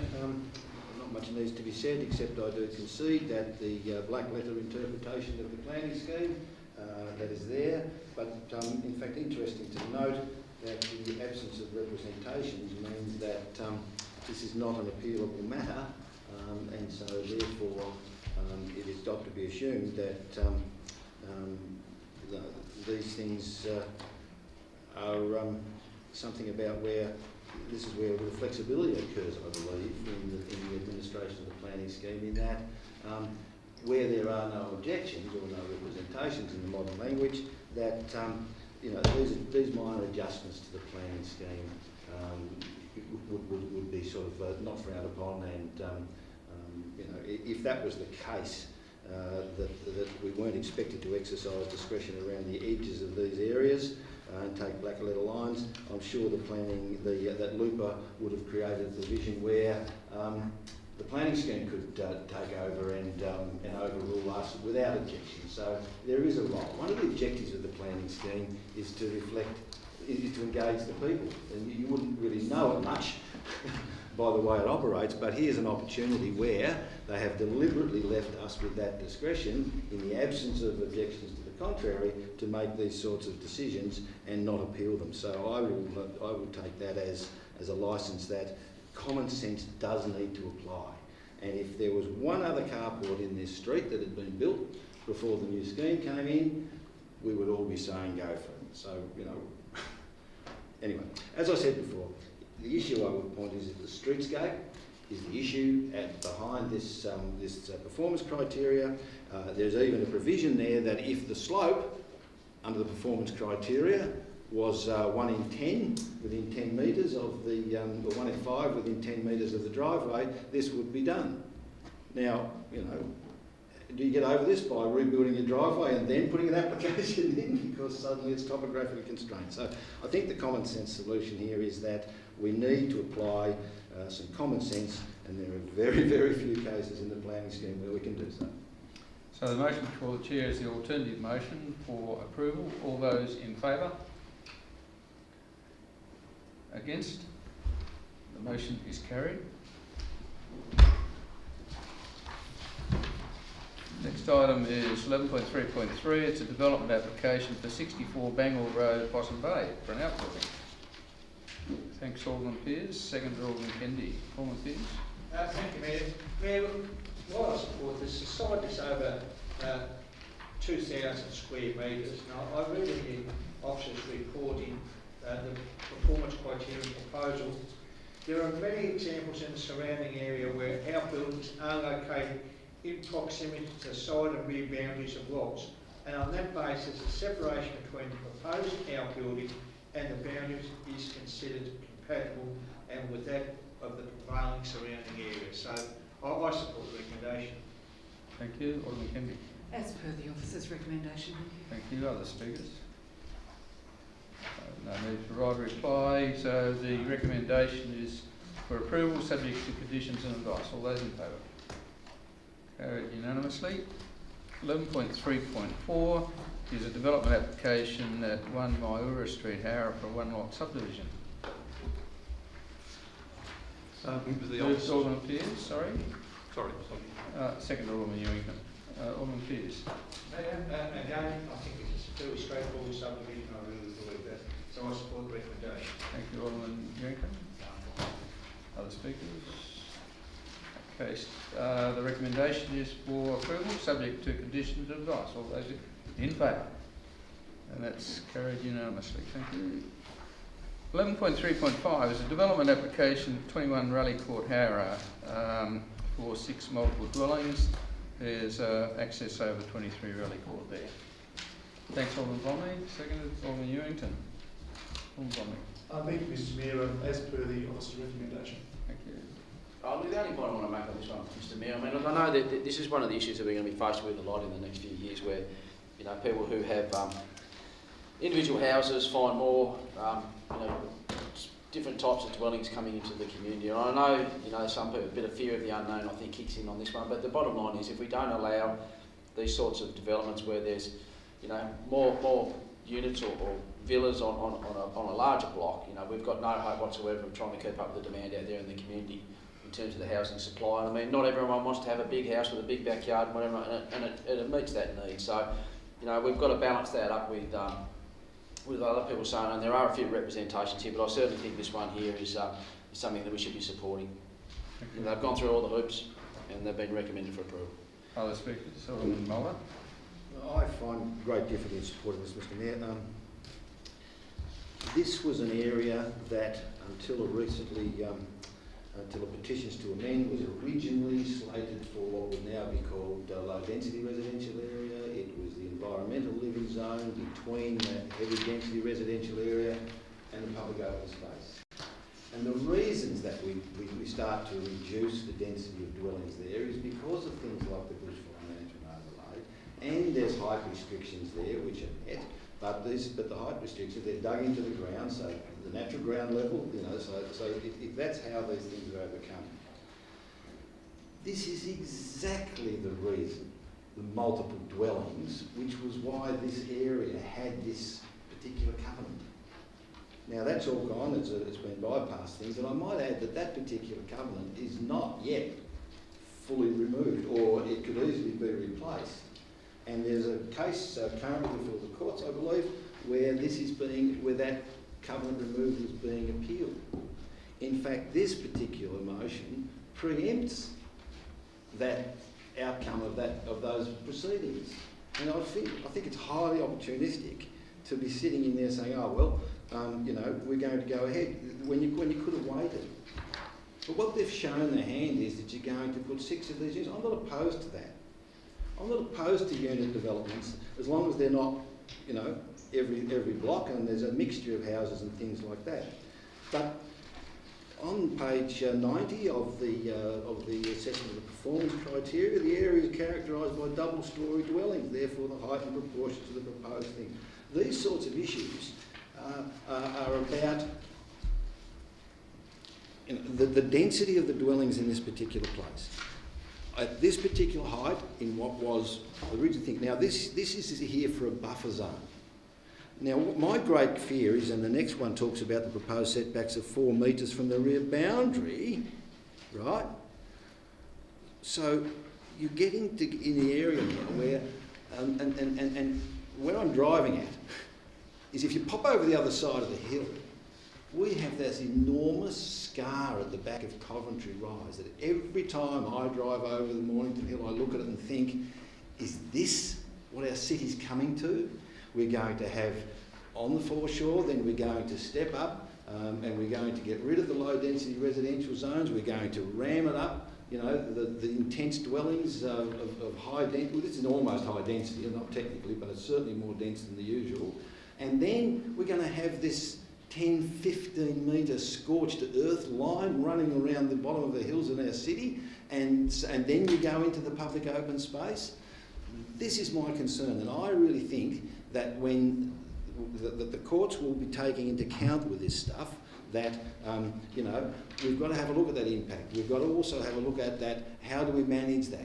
Now, we used to manage it with environmental living zone, and I think they may take a dim view if anyone shows them a picture of how this arrangements with the bushfire management plan has impacted upon Coventry Rise. So I'm not too sure that that this will ever go ahead. All I can do is probably thank the developer for tipping his hand by showing us what will happen if that covenant isn't replaced. So I've got this, you know, I have this objection to that. The suggestion that it's similar characteristics of double-storey dwellings in the area, yes it is in that sense, but double-storey unit development in that area? No, you've got to look a long way away to find that. And so it's incompatible with that sort of style, with a unit style or multiple dwelling style in that particular area. Mr Mayor, on principle, I cannot support this, and I certainly can't in the context of the legal issues surrounding it. Any other speakers? Alderman Jones? Yes, thank you, Mr Mayor. Look, on page 87 of the officer's report, I quote, "The site is subject of a current appeal against Council's decision to approve the petition to amend the sealed plan, removing the restricted covenant from the schedule of easements for the subject lot. This is a separate issue to be determined by the court. Nevertheless, it still has to be determined by the court. And at this stage, there hasn't been a decision made. Now, the court may decide to uphold the appeal, and therefore it may, in its determination, advise Lands Titles that the covenant will remain. And that is still to be determined and is still to be decided upon.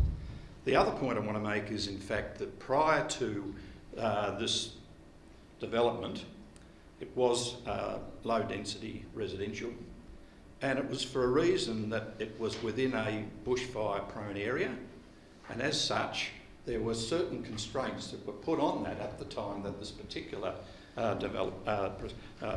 subdivision went ahead. And that was a very good reason for doing that, and that's why the covenant was put on there as part of that smaller lots, but would enable a greater deal of control over any bushfires that may occur within that very high dense shrubland and bushland that abates this particular area within the Rokeby Hills area and beyond. So therefore, the advice that's been included as part of the officer's recommendation, it talks about, item 1, proposed works are located within a mapped bushfire-prone area, and as such, a bushfire assessment and bushfire attack must be provided, etc., and form part of a certified documents for the building permit applications.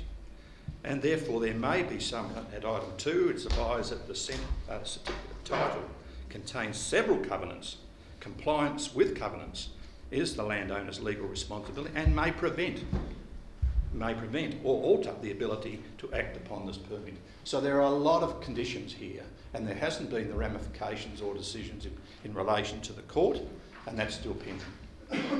Thank you. Pardon me. Alderman Chong. Thank you, Mr Mayor, and through you perhaps to the General Manager. 2 questions.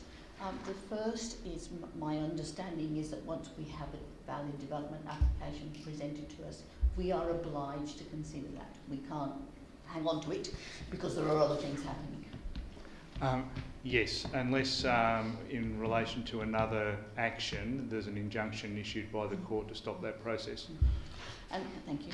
And my second question is my understanding following the petitions to amend the process that the Land Title Department have issued the titles and that at this point that's essentially not undoable, is it?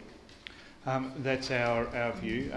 Yes, it is, through you, Mayor, that it is correct that the Lands Title Office has issued the amended title, and the Lands Title Office hasn't been joined to the judicial review action. So in that context, we're not aware of any particular avenue to have that reversed. Thank you. Which I guess comes to really at the end of the day, we need to consider this application and we need to consider as it is in front of us, notwithstanding anything else. Thank you. Other speakers? Alderman Warren. Thank you, Mr Mayor.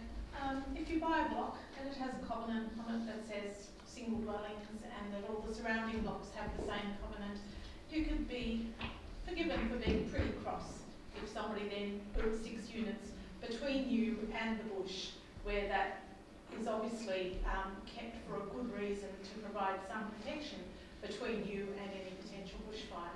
I also noticed the 6 units have a single driveway as an escape route and are quite close to the bush. There does need to be a bushfire assessment. It's unfortunate that I think that comes at the building application stage, not the planning stage. I think there are some significant issues here and I do feel very uncomfortable, so I won't be supporting this. Thank you. Any other speakers? Right, a reply, Alderman Pearce, I think it is. No, that's great. Sorry, Alderman Longman. Thank you, Mr Mayor. Thanks, colleagues, for your contributions this evening. I think for the main or substantive issue being discussed here, Alderman Chong hit the nail on the head here, because as Alderman James started to quote, or part of the paragraph that he was quoting, is that any legal issue is clearly a separate issue, yet to be determined by the court. It's not up to us in this chamber to guess what the outcome of those proceedings may be, or the decision the court may be. We have a statutory obligation to, on the facts before us, to make a determination on the proposal as it stands. As to the bushfire issue raised by a number of aldermen, you'll note that in the advice we've received by professional planning staff, we're told the proposal meets the schem's relevant acceptable solutions of the general residential zone and bushfire-prone area codes. I take Alderman Warren's point about the advice regarding the bushfire assessment that needs to occur. But the main thing here is that the advice goes on to say that the certificate of title does contain several covenants, and that compliance with those covenants is clearly the responsibility of the landowner. That's not an issue for us to get involved in. The covenants are there; they're in black and white, and unless they come back here or to another forum or by the Supreme Court to get them changed, that is the playing field. That's what we're playing at. So it is a case of for the people that purchase one or more of these 6 dwellings, carry it empty in many respects. But I am very satisfied, very comfortable with the professional advice that I've received, and our legal obligations here are quite clear. And it's for that reason, Mr Mayor, that I seek the support of colleagues. Thank you. So the motion before the Chair is approval, subject to conditions and advice. All those in favour? Against? The motion is carried. Alderman Blomley, were you declaring an interest in the next item? Mr. Mayor, thank you.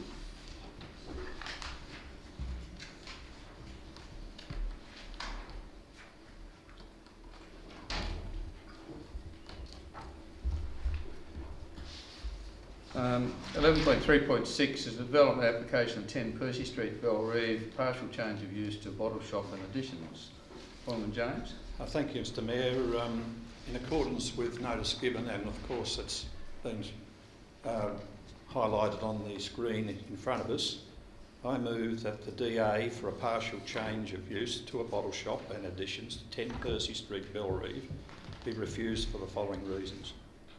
Firstly, performance criteria. Do we have a seconder, please? Alderman Mulder, thank you.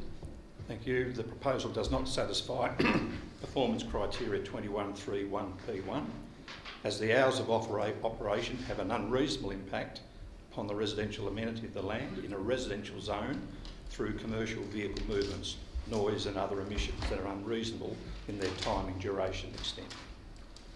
Also, the proposal does not satisfy performance criteria E661P1 in the number of on-site car parking is insufficient to meet the reasonable needs of users. And also, dot point 3, the proposal does not satisfy performance criteria 2651P1A of the Hotel Industries Code, and that operation of hotel industry will have an unreasonable impact on the amenity and safety of surrounding users, having regard to that hours of operation, intensity of proposed use and impacts on parking in the vicinity.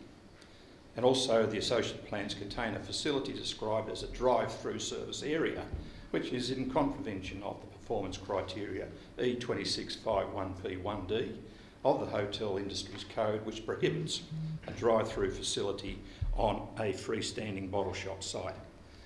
Before we continue, there's a couple of points there I really do need to clarify. My understanding is that it doesn't invoke a drive-through service area, that it actually talks about a pick-up area, and I need to clarify with the planning manager whether that is a valid reason for refusal, as opposed, because if it's not a valid reason, we shouldn't be including it. Mr. Lovell. Through Mr. Mayor, this matter was addressed in the report. Our view is that it's not a drive-through. Ultimately, our view is it is not a drive-through. It operates in a different way in that it's kind of a click and collect arrangement whereby it's for picking up something that's already been ordered and paid for, as opposed to a drive-through where you drive through and make a transaction on the spot.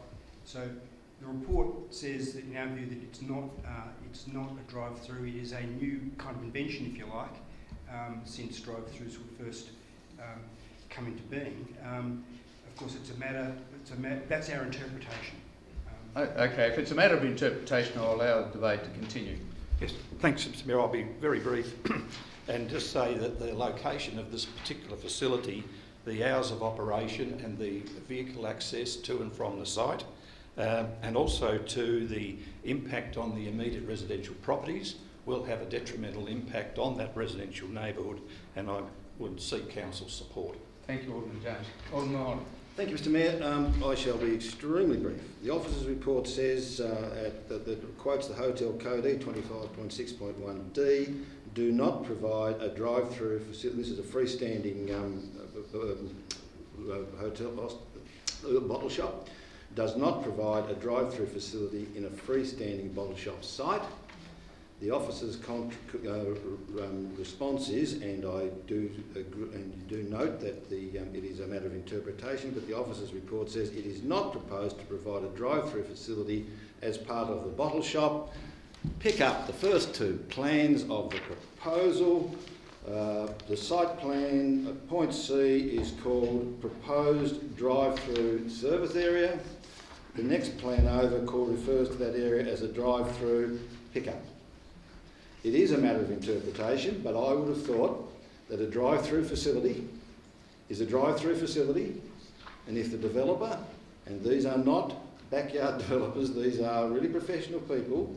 If they didn't want that to be, if they wanted to use another name for that service which tried to duck around the drive-through, then they shouldn't have used the terms drive-through. Clearly, it's a drive-through facility, however you do it, and that's what the developer says. Any other speakers? Alderman Warren? Thank you. I'm very familiar with this location. I used to take my sons there to play futsal. I would drive in at a particular time and I would probably leave about an hour or an hour and a half later. Now that is not the way a bottle shop operates. There may be some people who spend an hour and a half choosing their bottle of wine for dinner, but I would argue that most people are in and out within about 5 to 10 minutes. So while the number of car spots may be the same, the volume of traffic is not. There are going to be a lot of movements in and out of this site. We've already had issues raised in this council about traffic in the Belrive precinct. I note that the operating hours are from quite early breakfast time through to bedtime. So how is that going to impact on what we've already identified and possibly voted unanimously on as a dangerous junction onto the main road there? It's only going to add to that. I don't think this is an appropriate development for this area. Thanks, Alderman Warren. Other speakers? Alderman Kennedy? Yes, just following on from Alderman Warren's points there, and it's a shame that Alderman Blomley had to remove himself from this discussion because he spent a lot of work and has been very active in this particular area on the traffic issues there. We've talked about it, discussed it in council numerous occasions, from pedestrian crossings to all different calming mechanisms. So I do think it's a real concern, and unless someone can convince me otherwise, I'll have trouble supporting this. Thank you. Alderman Youngkin. Yeah, thank you, Mr. Mayor. Look, I just want to address, the opening hours being, I'll address the issues that Alderman James has raised in his alternative motion. I'll foreshadow that I'll move the motion to approve this if this alternative motion doesn't get up. Having worked there in my uni days, back when I wasn't into a cricket centre, and I know that it used to open until 8, 11, 11:30 at night. There were people in there drinking till quite late, sometimes making a bit of noise. And I think once again a little bit of fear of the unknown in this situation. To be honest, I don't think the noise and the people using it will be potentially any worse than what's going on there at the moment. Sporting teams going in there, coming in and out regularly. The noise from that, I think, and the opening hours, I don't think are as bad as what have been suggested. The parking, similar sort of situation. There could be up to 40 or 50 or even more people moving in and out with the different activities used to go in that centre. And I think the parking concerns. Look, these days, everything's a parking issue, everything's a traffic issue, everything's dangerous, everything's terrible, everything's got to be sorted out. Look, I know we do have to look at these issues, but to be honest, I think we tend to get a little bit spooked when anything tries to do anything different. The bottom line is this is a permitted use. I'll come to that if I get a chance to debate the next one. The issue about the pick up or not pick up. Look, things have changed. The reason why they've got this in here is a click and pick up. If we were looking at this project and they already had it there and they wanted to change over to do a pick up thing, we would approve it. Because it's something that people that the community have asked for. We've looked at from public health advice as something that might be beneficial to some people to avoid face-to-face contact. So to use that one as a reason to knock it off, I don't agree with. But the other side of it is too that that's when we've got rules in that policies or a planning scheme that says that if you're clutching at straws with those sort of things or trying to nitpick or interpret those sort of stuff, really we've got to ask better of our planning system to actually be able to define that stuff. What's the real reason for not having it? A drive-through, and is it going to make that much difference to the overall operations, and is it going to affect the community in a way that makes it unreasonable for it to go in there? And I'd suggest no. Like I said, from the traffic point of view, the engineers have looked at this and they've determined that, according to the use in these sort of facilities, that it's not going to be as bad as what people are suggesting. And the other side of it is, people are already there. A lot of the people that we use will be people that are going through the village to do other activities or people using it. The other thing you've got to remember too, there is a lot of choice out there in the community. One thing people are complaining about the amount of choice in the community, but this is just another one. It doesn't mean that everyone in Clarence or anyone in Belrive or Harrow or anywhere is going to all flock to Dan Murphy's, it will get some usage, but it's not going to be the high density, high usage place that I think people are suggesting. But like I said, the bottom line is this is a permitted use. The staff have gone through with a fine-tooth comb. They've recommended approval. Sure, there's some people with some concerns, but I don't think there is. Would warrant us to knock it back. And the other consideration I want to point out to my colleagues is that every time we knock one of these things back when it's a permitted use, what ends up happening? It ends up going to the Planning Commission. We incur extra costs to the community, and then we end up having to reach into our back pocket using ratepayers' money to get this through. Or to basically then try and fight it, and then eventually gets approved. You know, our planning scheme is the rule book, right? It is the rule book that people are asked to comply with. These people have put together a proposal that complies with the scheme according to the expert advice of our staff, and I would suggest that it's only appropriate that we actually turn around and recommend this. It's a permitted use, it's a legal product that's able to be sold. We all like using those products.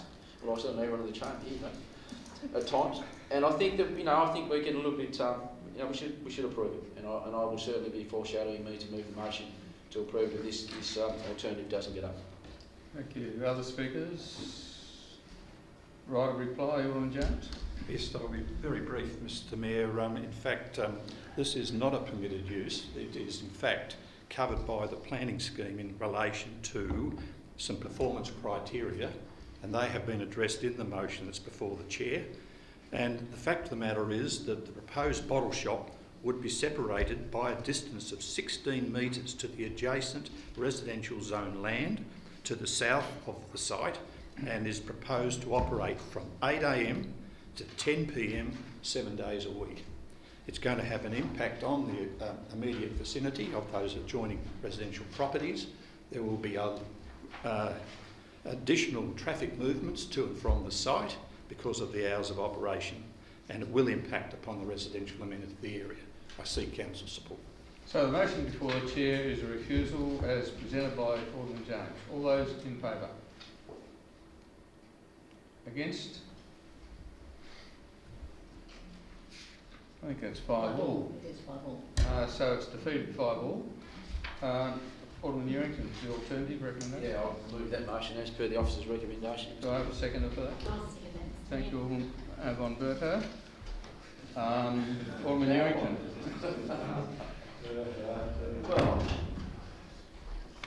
Well, I suppose, what are the implications of, I mean, look, the one issue I think that we need is, there is some community concern. I mean, no one's going to doubt that, and I think, we do have an obligation to listen to some of those sorts of things. But really, I think, as I said before, the staff have been through this. They've recommended approval. It's a permitted use according to them. They're the experts. And look, to be honest, I don't think it's going to be as big a change as what people are saying. I mean, the reality is, these sort of retail, commercial areas are going to change.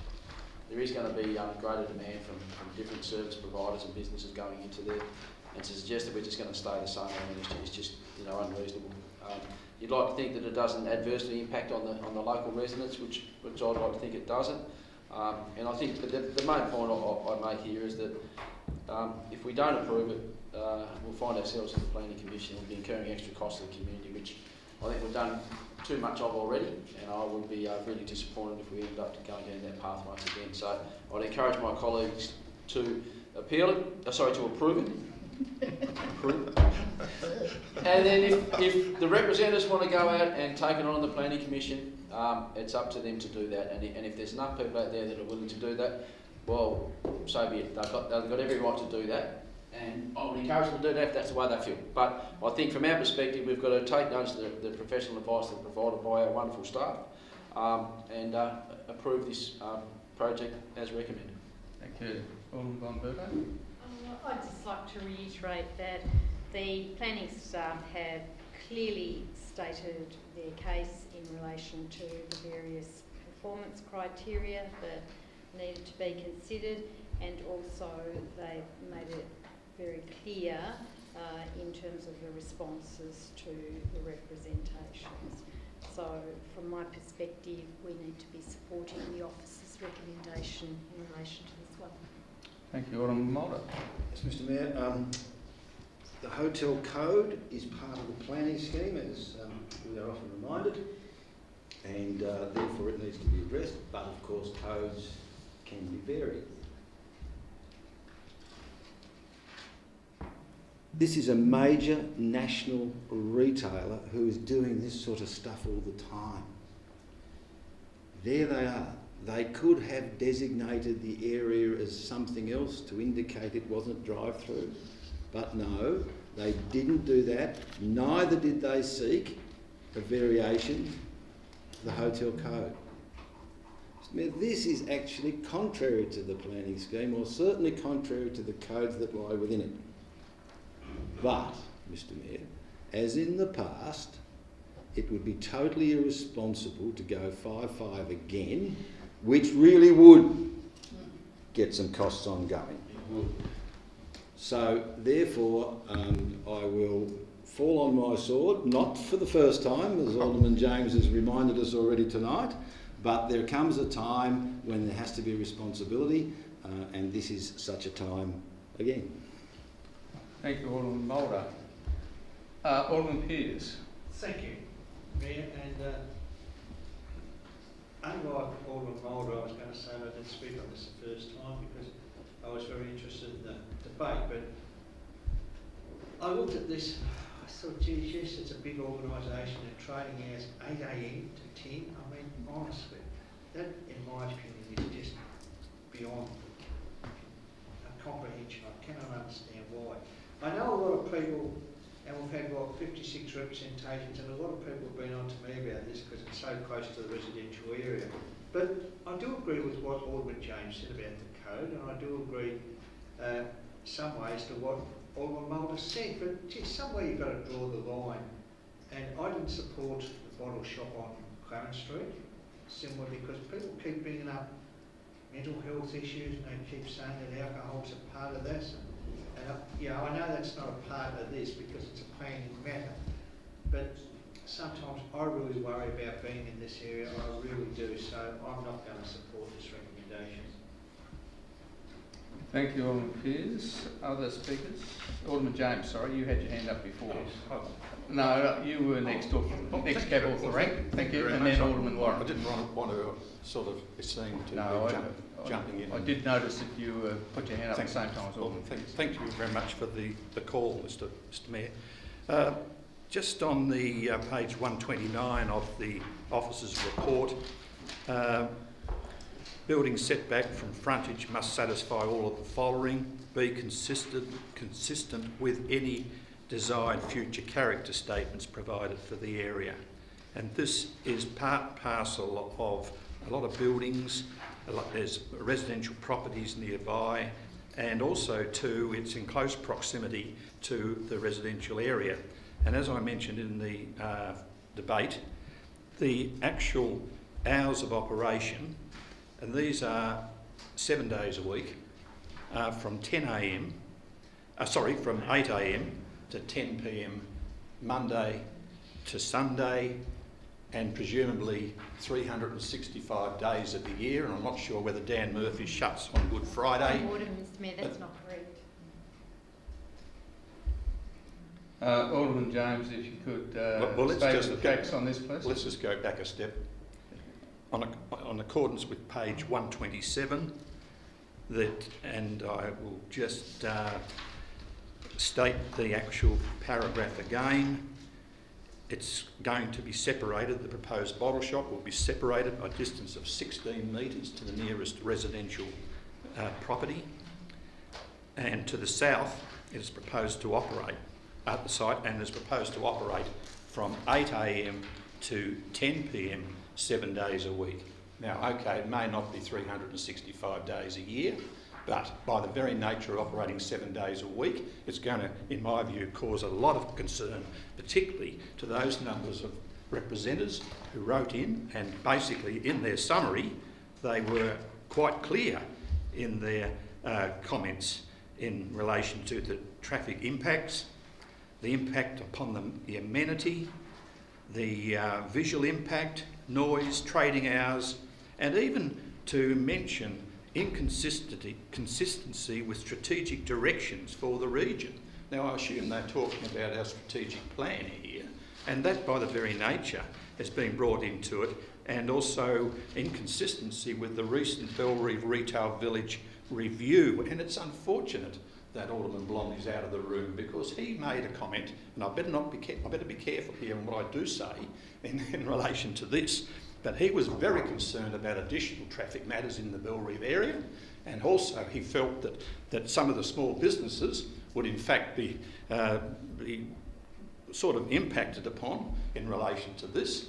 And also the fact of the matter that small businesses have already said there's too much traffic and not enough organisation. Yeah, look, I'm a bit uneasy with Okay. So invoking Alderman Blomley into this debate. I will not. I was present at the same as you, Mr Mayor, and the discussion was around not around the impact on the small businesses. It was a question of the parking code. So let's not verbal him in his absence. We'll do it when he's present. Yeah, so if you could withdraw those comments, but more than certainly, I'll withdraw those comments. No Thank problem. you. And basically, so I will not be supporting the officer written.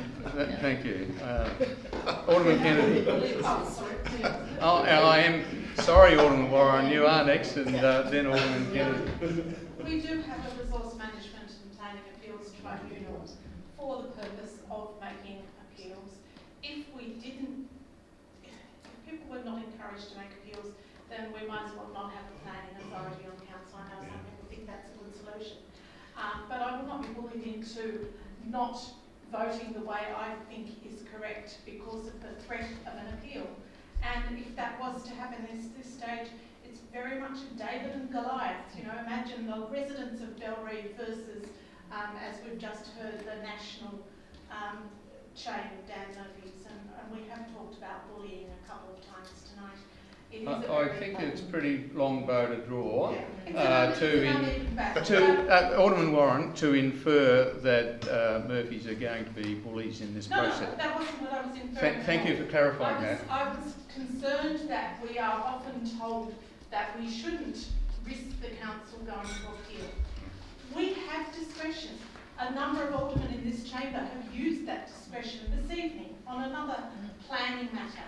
So it is hypocritical to then say we can't use it here. We've been told quite clearly that this is a matter of interpretation. We can choose to interpret it a different way to the planning officers with no disrespect. It's just a difference of opinion. And I think that we, as a planning authority, sitting on council as a planning authority, have a right to uphold that discretion and to vote without threat of, if you do this, it'll go to the planning appeal and it will cost the ratepayers a lot more. Are there any other speakers? Thank you, Alderman Kennedy. Yes, very quickly. I just want to reiterate what I said last time, that I'm just a little confused as to how we've all supported various motions, we've noted petitions in this council about the choking of the traffic in this particular area. You know, this national bottle shop, the other one drags people from all over the Eastern Shore into there, so goodness knows how many people are going to be coming into this one. And we have bottle shops all around as well, so there's another 4 very close by. And we're just going to force more traffic into an area that we have supported motions, noted petitions, on it being a huge problem. Isn't this going to cause more problems for council down the track? If there are no other speakers, we've got a right of reply, Alderman Ewing. Because Alderman Kennedy spoke last, I'll address that one. I mean, look, traffic, I've never been into Bellreeve Village and not been able to get a car park.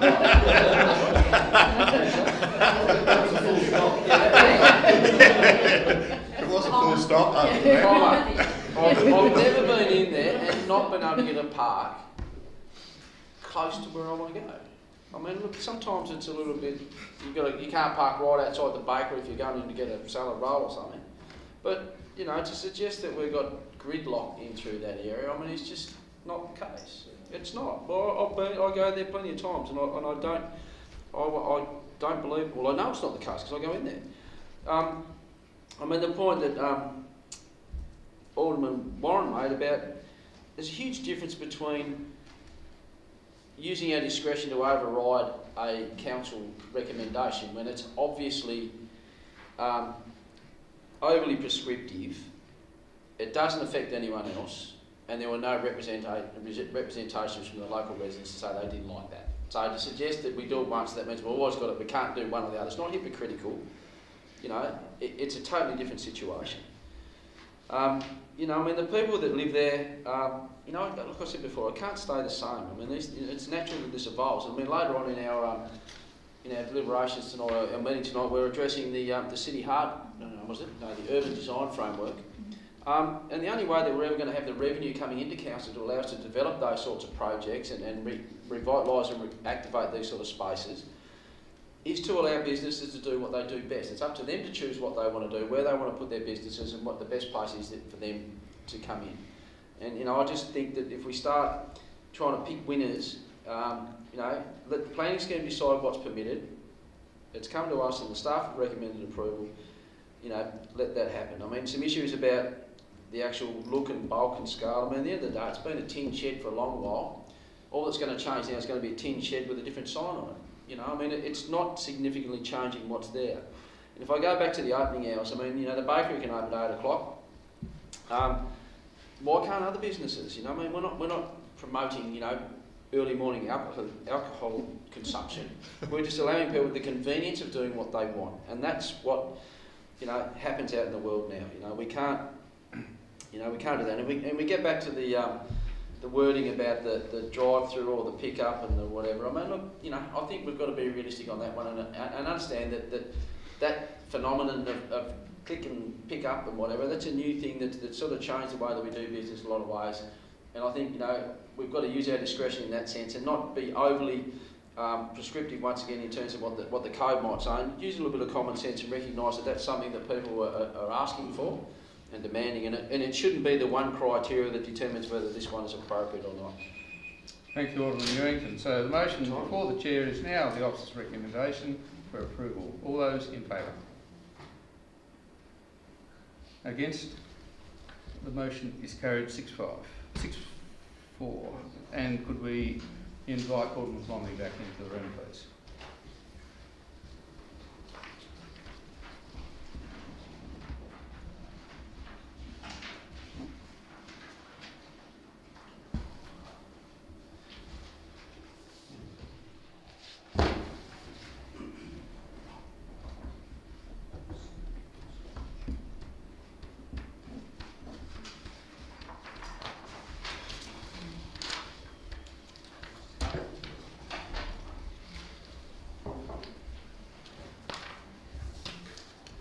We're moving on to asset management. 11.5.1, Begonia Street traffic calming.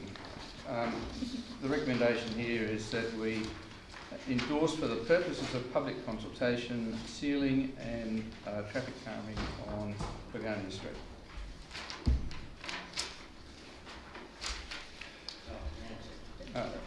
Moved Alderman Newington. I've got moved Alderman Newington. Do I have a second? Alderman Chong, thank you. I thought you were standing up to second it, that's what I was saying. Alderman Newington. I knew you were saying to Well, second. all I'm saying this is, well, look, you know, we want community consultation. We spent a lot of time talking about this issue. It's another example where we're not going to get a unified position from the residents, but I think, you know, it's certainly a street that needs to be looked at in terms of the best way to manage the traffic that goes through there. You know, these days I think we've got a lot more data because of mobile phones and Google and all the privacy stuff where people are spying on us now. So that should make it easy, and it has made it easier for us to understand what's actually going on in that space. So, you know, I certainly think it's a good move to move down this path, and I for one are looking forward to seeing the road sealed, and this is certainly putting us one step closer to making that happen. So I'd encourage my colleagues to at least make this move forward and see what the community thinks. Thank you, Mr. Mayor. I have to say, talking about traffic calming in Begonia feels a bit like Groundhog Day. It's the perennial comes back to us on a regular basis. Look, as Alderman Newington said, we're not going to get 100% approval with this particular option, but I think it's really important we go out to community consultation with an option that people can consider and come back to us on. And I seek my colleagues' support. Thank you. Other speakers? Alderman James. Yes, I'll start by saying I will not go into a history lesson. I think what we need to do is address what is before the Chair at the moment, and that is the motion that has been listed on the agenda.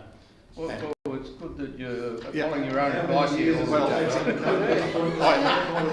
I'm not going to follow suit as something like please continue. have done this evening. The future. Thank you very much, Mr. Mayor. Look, I'm hoping that when this goes to community consultation, there will be enough information to be not only included in the community information session, but also in a sort of a letter drop, because this is a really contentious issue. We know about it, those who've been on council for a long time, and I know that Alderman von Berto and myself tried to get it one way from west to east, and that didn't go down very well, but we thought it was an option. So that's the end of the history lesson. And moving on, as I said, to... Yes, I know, but I want to get that in because we put a lot of work into that, I must say. Anyway, please don't get diverted. Yes, indeed. So look, perhaps a question through you to Mr. Ross Graham. Mr. Graham, Part B of the motion talks about community consultation. Are there going to be other means of letter drop? And I know it may cost $1 or $2, but nevertheless, we've had discussions about this matter for years. Look, will there be a fairly broad brush approach to the community consultation, other than the community information session, which is a great thing? We've had those with Kangaroo Bay and Rosny Hill, which is great, because this time the council will be running that. So what other options are you considering in relation to this, so that we really nip this in the bud and make sure that all those persons, particularly in Begonia, Malana, Lincoln, okay, that whole area is basically canvassed. Now, I just want to make sure that we tick all the boxes in relation to that. Would you be able to provide advice to council as how far and wide you intend to go with it? Through you, Mr. Mayor, certainly the information that we have there at the moment is about media release, newspaper advertisements, social media, community information session and a survey on your say. But certainly we'll write to all residents who are in the nearby streets of the main travel or rat run area through there, and we may even put a VMS board in the area so commuters through that area also understand what's being proposed in terms of the survey and the survey or the community consultation engagement being undertaken. Thanks, Mr. Brown. And one other question, and then I'll sit down because I think I've exhausted most of the time. Thank you very much for that. I appreciate it. Thank you very much. My question, yes, thank you. Please ask. Yes, to Mr. Graham again, if you don't mind, Mr. Mayor, I could. Mr. Graham, in relation to the intersection of Begonia and Malana, that is a matter that council is going to spend some money on to improve that intersection. When would that be included in the consultation, or would it be a separate matter to be addressed outside the community consultation? Through Mr. Mayor, I believe from memory council's adopted funds to upgrade that intersection. We'll put a background information on our website as part of the consultation, which will inform people that we are intending to upgrade that particular intersection. And when the design is complete, we will certainly advise nearby residents, show them the plans for their feedback. Thank you. Thank you. Other speakers? Alderman Mulder. Thanks, Mr. Mayor. Yes, it's one of my little pets, as you may know. The thing, I think you've got to put this, part of this consultation, and I think some of the de-spooking of the community may occur in the context of the fact that Flagstaff Gully Link Road is now a state government accepted project. I think that's an important part that needs to be put in this consultation, that we are not formalising this as the future arterial road, with totally unacceptable grades and those sorts of things. So I think that's the first point that I think needs to be taken. I, like you, Mr. Mayor, have some concerns about speed humps as a method of slowing traffic. It certainly does that, but I don't know whether you've ever been to Tasambulance and asked them what they think about having to run over road speed humps. The other thing is that this is an area where you use speed humps to try to calm traffic, but this is an open run and it'll slow them down. But what I mean is the traffic will still be bouncing. It'll slow them down in this area, but we've already got speed humps on the other end side of the hill to slow them down there. And I think, as I said in the workshops, one of the things, and my next question is we're talking about calming measures. I'm not quite sure what they are or how they're going to be. I mean, I've been in cities like, if you go to places like Collingwood, which was all this dense area and they did the housing, what happened is the through streets, you had to chicane your way through the streets, which was a really great way of calming traffic. The other point, of course, is that, and I've mentioned this before too, is that what's required there, if you talk to the residents up here, the first thing they'll do is, and I mean, they'll respond to this by saying none of the above, don't seal it. So, I mean, if they all come back with that sort of commentary, we've committed to the fact that we're going to seal it because of the cost implications. So I'm just wondering whether, I'm hoping that all options are put there, but in terms of pulsing, and that's what the relatives say, they get stuck in their own driveways, there's a continual stream of traffic and they can't come out. I'm not sure how speed humps on the other side of the hill are going to be any more effective in solving that. And I've said it in the past that the best way of fixing that is to have a traffic light somewhere at the top of the hill, which actually slows down, discourages people using it as a rat run, which is one of the objectives of the speed humps, and it allows some pulsing. So every 2 minutes, the red light comes on for 10 seconds, it creates a pulse. So every 2 minutes, there's a gap in the traffic and people can go through. Yes, Alderman Jones, this is what was sorely needed on Flagstaff Gully Road. So I would think that should be some sort of an option that we should also consider, but I note that it's not in there. Now, in terms of the traffic volumes, I think they've actually probably decreased a little bit in recent times, because I know that the studies that we did on the Flagstaff Gully Link Road, which measured this sort of activity, and I'm going back to about 2009, had that it was about a 50-50 split between what was coming out of South Arm and what was coming from Sorrel. And it was one of those reasons that they actually extended the ramp past the bottle shop. As I like to say with these extra lanes and extra ramps, all you're doing is broadening the car park and shortening it, but you're not changing it. It's still a car park. So that's one of the issues that the Sorrel people have. The other fact is that the traffic is now banking up over the back of Tunnel Hill. Now, wait until we fix the bottlenecks at Midway Point and we fix the bottlenecks at Port Arthur and the cans kick down the road, and I have a sneaking suspicion that the bottleneck will be on the city side of the Hobart Airport before too much longer. So, that's what I think. And what that's doing is it's driving the traffic through Richmond, through Grass Tree Hill Road and up the East Derwent Highway for those who want to get to the Tasman Bridge and across the Bowen Bridge to do the others. So there's a fair amount of traffic coming up there, but I've got very little doubt, and I don't have the numbers in front of me, that the downside on the traffic not coming through from Sorrel is more than being made up by the increasing traffic coming from South Arm as we go there. So I think it's important that in the consultation this is put in the context of the Flagstaff Gully Road. I'd also like to see perhaps in the consultation there's an option to say other measures. Thank you, Alderman Mulder. Alderman John. Thank you, Mr. Mayor. Just a question about the consultation, I guess. You second this? I think you did. I did? Sorry. Yes. Any other speakers?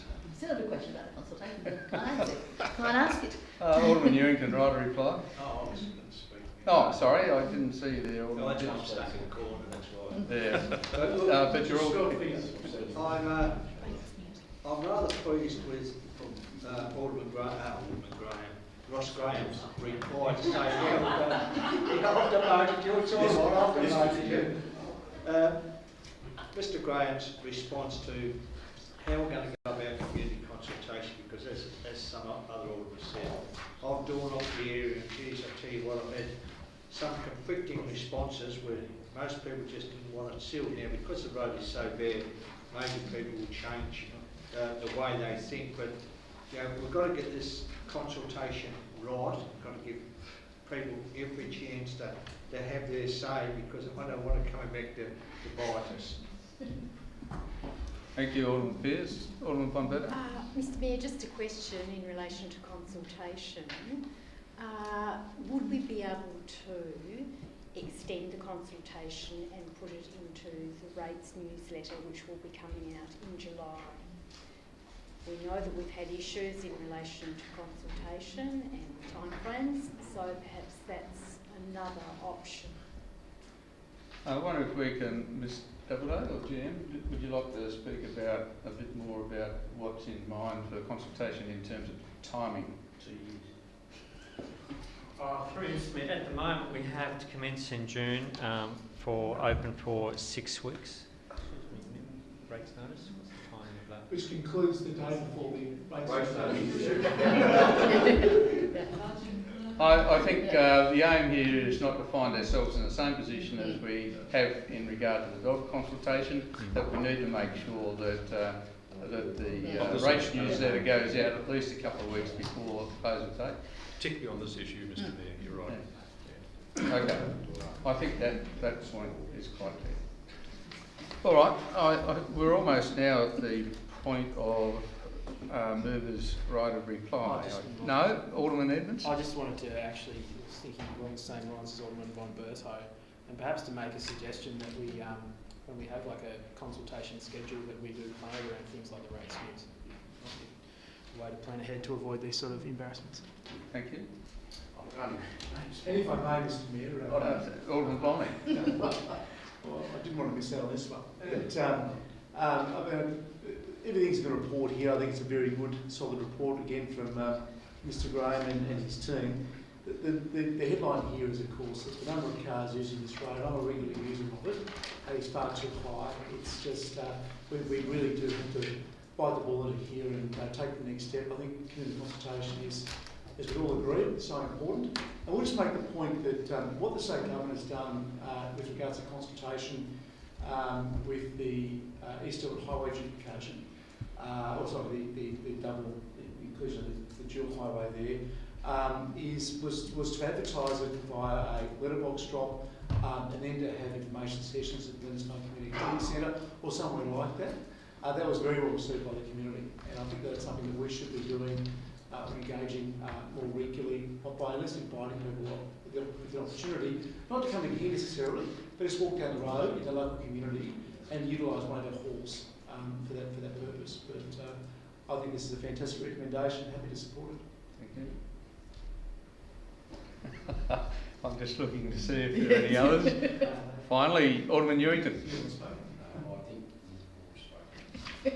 Thank you. So the motion before the Chair is a recommendation that we endorse option 5 for the purposes of community consultation. All those in favour? Carried unanimously. Thank you. 11.5.2 concerns the 7 Mile Beach Sport and Active Recreation Precinct Master Plan with a proposal to reallocate the $7.8 million identified with that project to other projects in the city. Moved, Alderman Newington. Seconded.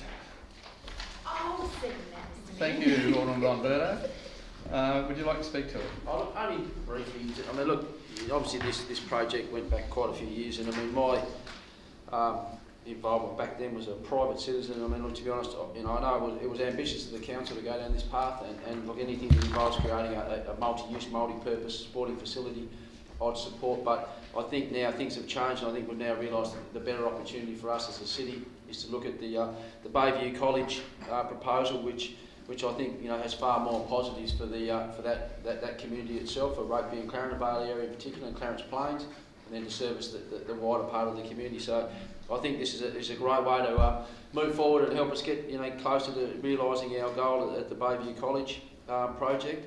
And I really look forward to seeing us using the resources that we've got in the budget now to make that happen sooner rather than later.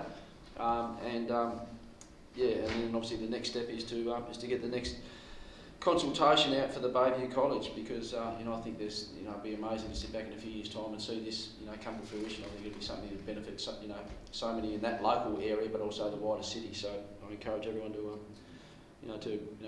look forward to it as much as I do. Alderman Von Berger. No. Other speakers?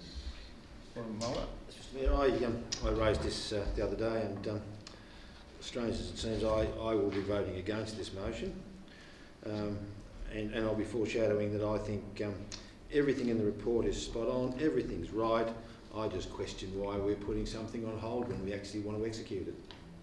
So I'd foreshadow a motion that says that we rescind the 7 Mile Beach Sporting Active Recreation Precinct Master Plan. Thank you. Any other speakers? In that case, right reply, Alderman Ewington. So the motion is the officer's recommendation to reallocate 7.8 million to other projects. All those in favour? Against? The motion is carried. 11.5.4, the Rosny Golf Course Land Interim Plan. Sorry, I'm getting ahead of myself. 11.5.3, the Bayview Secondary College Sporting Precinct Draft Master Plan approved for community consultation. Moved Alderman Kennedy, seconded Alderman Ewington. Alderman Kennedy. As per the officer's recommendation, thank you. Thank you. And Alderman Ewington. I need to say, I've heard whispers about announcements being made about this, so you can't enlighten us on anything like that, Mr. Mayor, in relation to funding coming from... That'd be a question about those. I just can ask the question of the Mayor at the moment. No, nothing you can be confirmed. Well, certainly in accordance with briefing political parties about our priorities as a council, we've raised it. I've had no feedback in terms of whether it's going to be approved or not at this stage. I've just had a couple of people tell me that was the case, but anyway, I haven't heard myself yet. But anyway, you may have contacts that I don't. Well, not anymore, no. Not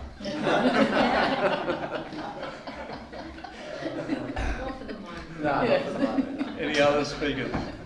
Just an observation, is I hope that your briefing is a lot more effective than the projects that we just killed before, and I sometimes wonder whether the nature of the Franklin electorate has got something to do with these projects being on the never-ending recycles and stuff. So I do note that we can go. This is about going out to community consultation, so I think it's probably a little bit early to be asking people to commit to stuff we haven't talked to the people about yet.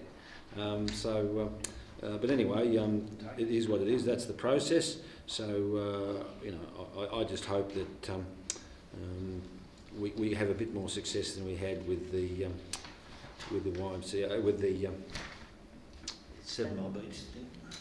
Other speakers? Right in reply, Alderman Kennedy. No thanks. So the recommendation is that we approve the draft master plan for community consultation. All those in favour? Carried unanimously. Now, 11.5.4, the Rosny Golf Course Interim Plan. There was a thought that because we've dealt with item 9.3 and got up, that we won't need this, but as I explained, there now looks as though there's going to be some sort of hiatus in terms of when the YMCA lease concludes and another operator can take over managing the 9-hole golf course. So we're going to need elements of this. It might well be that there's enough money in the coffers to just keep the grass mowed during any interim period, and we may not need this plan. But can I take advice from the General Manager or Mr Graham on that, please? Through Mr Mayor, I certainly believe at the current status that we have sufficient funds to manage it as a public open space to the end of this financial year, and then we would go through budget considerations then in terms of the recurrent budget for considering 21-22 for the land. Okay, so with that advice, I'm would suggest, I guess, that we don't have a move and a second to the motion lapses and we don't need it. That's right. Well, I'm going to move it. Okay. Do I have a seconder? Alderman Ewington, Alderman Berto. Mr Mayor, in December of last year, we actually, the majority of us, decided that we wanted to have an interim plan for this particular area, as well as looking at the city heart in toto, as far as a concept plan, and then that going out to expressions of interest, and that would involve public consultation.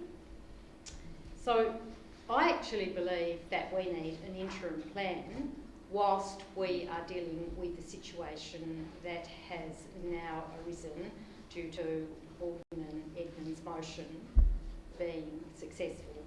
So as far as I'm concerned, the interim plan stands and we go ahead with it, and we factor in whatever might come from the deliberations that the General Manager has with the interested stakeholders.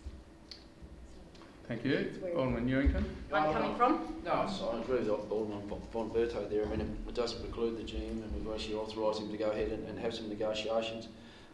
Really, you know, we've got some funds in there. I mean, if it falls over in 2 weeks' time and we can't find an operator and they don't continue, well, putting a bit of signage up and giving the, you know, the plan to at least keep it mowed and keep it looked after, we're not really committing ourselves to anything more, and obviously we'll be dealing with this one in the budget and any other negotiations that come back, so it doesn't really helps us keep the plan moving forward for the City Heart side of it, which is still moving forward, and then, you know, the golf issue can be dealt with in the next few weeks hopefully, and we don't have that big gap between having an operator there now and something happening in the future, but you know, there's no real negative in going down this path right at this moment. Alderman Mulder was just ahead of you then, Alderman Kennedy.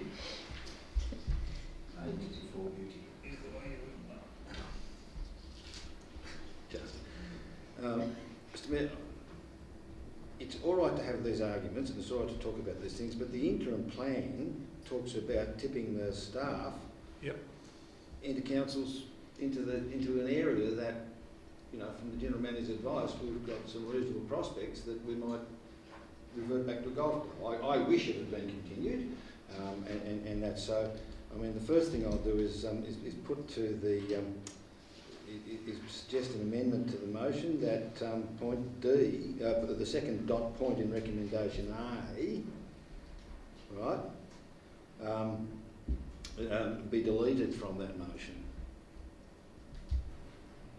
I don't accept that. Okay, that's fine.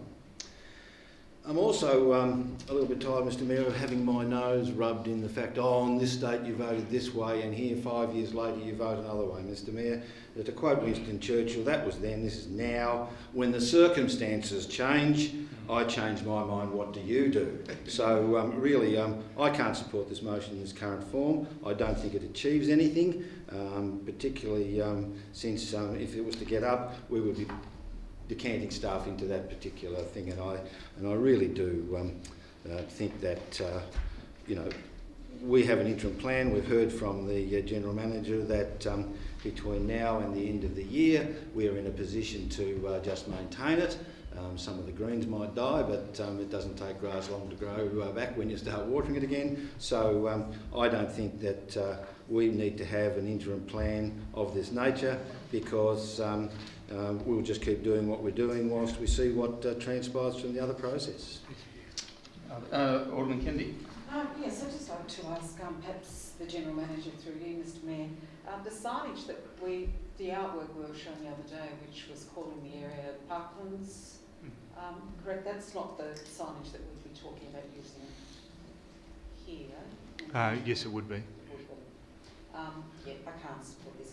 Thank you. Alderman James. Yes, look, I will follow suit with the other two speakers, and look, we had a lengthy discussion in relation to Alderman Edmonds' motion. It's a workable motion, and there's negotiation to occur by the very nature of endorsing this one. is sort of a ipso facto sort of arrangement that the parklands will get up, and also the installation of signage is open to the public, defeats the whole purpose of what we debated earlier in the evening, and that is to undertake negotiations in relation to continuation of the 9-hole golf course. And the dot point 2, the club rooms and shed to be available to council city cultural staff once they get in there, and then there is this sort of acceptability that it will be continued to be used and so on, and therefore it will become basically a home base for that, and therefore it would preclude, I would believe, any use of the site for a golf course. And finally, the open space is maintained to a similar level of service as Charles Hand Park. Well, look, Charles Hand Park is a different scenario to this. It's basically open space. It's got sort of the easy mowing, and by the very nature of maintaining it to a similar level of service, it might mean that we're going to go to the extreme and bulldoze those tee areas that you play off on. So look, I will not be supporting this motion. Thank you. Yeah, I would have been pretty happy to compromise with a strike through of the second dot point. I think to sort of endorse a plan like this after the vote we've already had earlier today, this makes zero sense to sort of just try and plonk like a first settlement of staff operations on that site. Doesn't really sit well with me. As I said, all about compromise. Perhaps if that compromise was met with a strike through, I could have supported it, but now I think I'll just vote against it and it will lapse anyway. Thank you. Alderman Pearce? Yes, I'm not going to support this motion yet. One of the things that doesn't make me believe with Alderman Edmund's motion earlier, we're told it's going to take 2 months. And yet with the amount of publicity it's got, once you put out the expressions of interest, I don't think it's going to take 2 months at all. I think it can be done a lot quicker if this council has the will to want it done quicker. I really do. So I cannot support this interim plan. Thank you. Other speakers? Alderman Chong?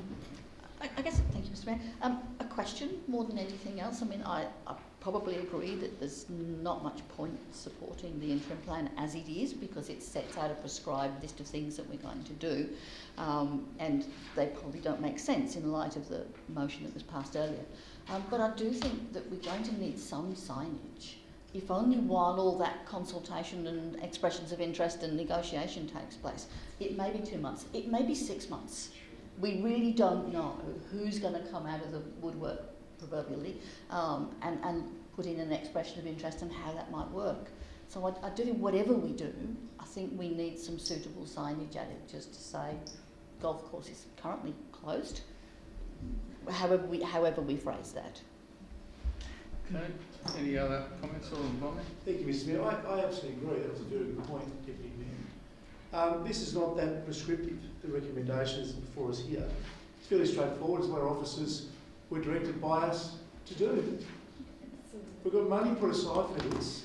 It's about ensuring that the signage ends, ensuring that while there is a hiatus, and I'm just not as confident as Alderman Pearce, because there's probity issues to go through here, it is going to take months. It won't be weeks. And this at least gives our team, gives our staff some direction. That as directors of this organisation, at the moment, as an interim, this is what we are directing you to do. We clearly have a duty, we have an obligation for the maintenance of that beautiful green belt. We won't be having golf, and if we do, great. Then of course this becomes redundant. But this is the fail-safe. This is just common sense. Thank you. Any other speakers? Alderman Warren? Yeah, look, if this is going to take months, I'm comfortable that we've got plenty of time to bring back the motion in 3 weeks' time when we have a clearer idea of what's happening and how negotiations are going. So I don't see the urgency of this. Thank you. I guess that brings us the right reply. Thank you, Mr. Mayor. Before my right of reply, I would like to ask through you to the General Manager if he can give us an overview of the process from here in relation to Alderman Edmund's successful motion and what sort of time frame we're looking at. I think it's slightly unusual, Yes. but Excuse me, perhaps if this was in the opening remarks, that might have been handy, Yes, but to sort of just get this up nice in the end. yeah, look, procedurally we are bound. We've reached the point in the debate where you need to wind it up. Thanks. Having had a discussion with the General Manager earlier in the day, my understanding is that this process that has now been successful in terms of Alderman Edmonds' motion, successful motion, is going to take a considerable period of time. It is more likely to be months than weeks, and as has been said by Alderman Chong and by Alderman Blomley, we have a duty of care to actually make sure that the Rosny Golf Course land is maintained to the standard that it has been to this point in time, or certainly a comparable standard. And the community need to actually know what the situation is and why, and the time frame in which the consideration of the golf course will take place. So in essence, we need an interim plan that covers the eventualities that have occurred tonight. And from what I see in this recommendation, there are not any issues as far as us now re-looking at the golf course. As far as point 2, which Alderman Edmonds said he could actually support the recommendation if that wasn't in there, it says the existing club rooms and shed to be available for council's city cultural staff usage.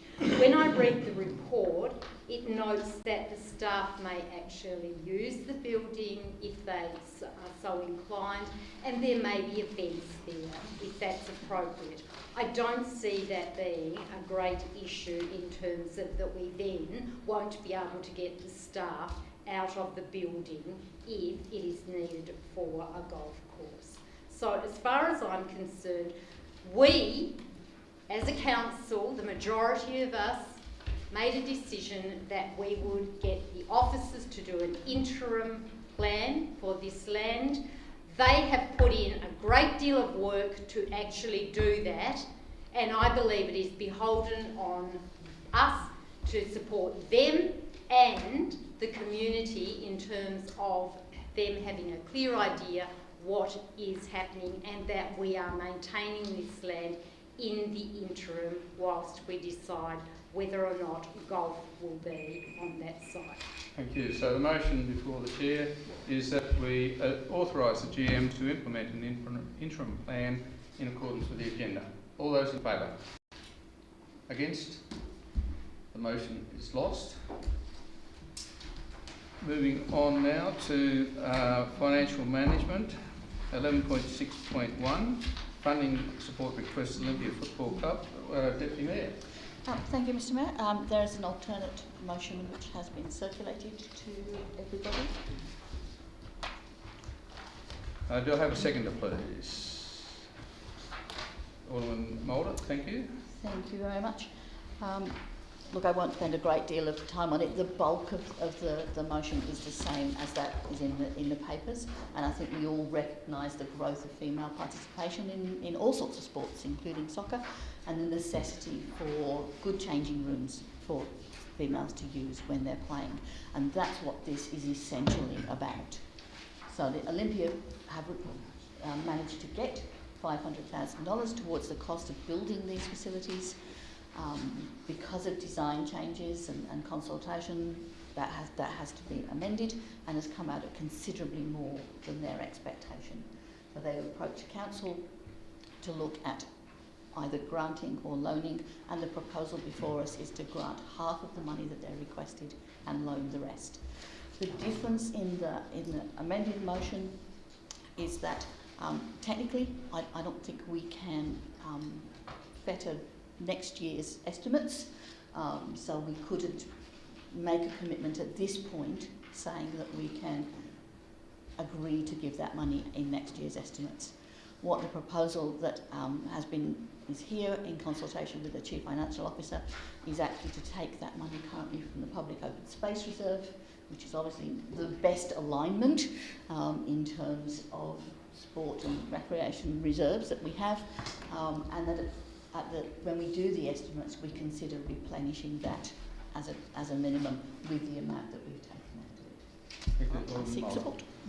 Thanks, Mayor. I'd just like to commend Alderman Chong for the work in turning out which thimbles we're going to move to find the money. No, they are very valid things, and it always amuses me that when we actually want to, we can. Suddenly we can find the money, but this is a very appropriate mechanism, and might I suggest that it's a method that we might think about in the future when we find ourselves caught in something and we say, oh, wait a minute, that requires money and we can't fit the next year's budget. Well, there's some flexibility, and there's a fair bit of hay in the barn too, I might add, Mr Mayor, as you occasionally tell us it's time to take it out. So here's a case, I think, where we're probably taking some money out of the barn, but we're going to put it back in. So I condemn it. On the broader question of this thing, and I wholeheartedly support this sort of funding support to high participation and growing sports in our area, but I can't but help wonder why we're so keen not to do it, to establish sports and sometimes to do it. So, I wholeheartely endorse this. I also, having had a discussion with some of the other various football, I got in terrible trouble the other day when I used the S word to a player. So, the football of the round ball variety, where they're all talking about their growth, their junior programs, their sports, and it might reflect back on some of our twin oval concepts, because it seems that the AFL might be abandoning Tasmania, and that all we need is a couple of high-level elite ovals and a couple of other ovals, but we don't need them with the high standards and things like the plan. We need to start looking at these young and growth sports and alternatives to traditional aerial ping pong and cricket. So I endorse this one, and I think this is a great thing, a great way forward. There are some other opportunities, I believe, coming up in the area. There is basically a defunct sports centre right next to it, and some of the issues, or near defunct sports centre. Run down, maybe. Let's not have interruptions, please. That provides us some opportunities to actually expand this sporting precinct, because we've got the little soccer grounds down in not too far away, and you might never have been to Bellareve, but I've certainly been to Warrane and tried to navigate my way through that absolute choke point in Bligh Street, and I can assure you there are traffic and parking issues and all those things down there. So in that area we might be able to start to get some precinct going, but I support this one, and once again commend the Deputy Mayor for dancing through the niceties and reminding us which thimble the P is actually on. Thank you. Other speakers? Alderman Fears and then Alderman James, and then Alderman Urington. Thank you, Mayor. Now, in a sense, that what the extra money came about, obviously, because Olympia applied for the little playing field and got $500,000 for new change rooms. And as we've already mentioned in a workshop, that the change rooms here are not up to standard. Now, as most of you will be aware, and it's on page 262, they did apply for another grant. While initially recommended for refusal, the funding request was ultimately unsuccessful, and I believe that was a sports rules scandal, so they're very unlucky there. One of the things that does concern me though, on page 265, it's got here that Warrior Park is constrained by its boundaries and some other issues. Council has previously considered options for future development of the site, but no firm direction has been determined, which is quite right. Strategically, it's more likely that Wentworth Park site will be strategically investment priority in respect to soccer, but this has not been conclusively determined. But in a GHD report, which hasn't been ever coming to Alderman, but I knew about it, it did have a whole range of plans for Wentworth Park, and yet I'm told that when this new development and these new change rooms are built, and Mr. Graham may be able to tell me, and then move back slightly, that would mean that side of the ground would totally comply with the distance for soccer, where the runoff at the moment is slightly about half a metre short, and except for a small version on the other side, it would totally comply. So I think this ground has got a lot more life in it, and I did have to seek from the General Manager to have the assurance that Olympia were quite happy to fund half of this, which he assures me they have. Also, I noticed here that, like, even the Sport and Rec Committee said the existing site is constrained and not fit for the purpose of high-level soccer such as Olympia. But there is soccer played there, we know it's played there, and also for some minor adjustment, the whole ground fits. So, you know, I'm happy with this proposal, but I'm a little bit concerned when we're saying in 3 different reports we've got soccer ground, soccer ground, soccer ground. Geez, no wonder even Olympia can be confused at times, because we've got all these plans and they all mention soccer. So, you know, I feel sorry for Olympia in a sense, because we seem to be saying you're not staying there, but in one term we're saying yes, you are staying there. So, you know, I get a bit concerned about all these plans we're doing. Alderman Jones and then Alderman Ewington. Yeah, look, I expressed my concern on Friday's briefing about this milking of the 2021 estimates and then taking the money out of public open space and shunting it into the project which is before the chair at the moment. So in other words, we are amending, and we need an absolute majority on this, because we are tinkering with the budget for 2021, and we're leading up to the estimates and the budget workshops for the 21-22. So, you know, if we can take how much out is that 235,000 out of the public open space reserve from the prior year, which, okay, it may be there, it may be in excess cash, and I think it's about $1 million anyway, but so we've got quite a bit of money in there. But I don't feel comfortable about setting a sort of precedent in as much as that if we want, or if we have a deadline to meet in relation to a sporting organisation coming to us and saying, well, look, we would like to build a new scout hall at such and such a place, but we've been told by the national body that you've got till the 30th June this 2021 to come up with the money, or else you don't get the money from us. So look, it is a dangerous precedent to be able to do this, and I don't feel comfortable with it, and therefore I have my reservations about supporting this motion.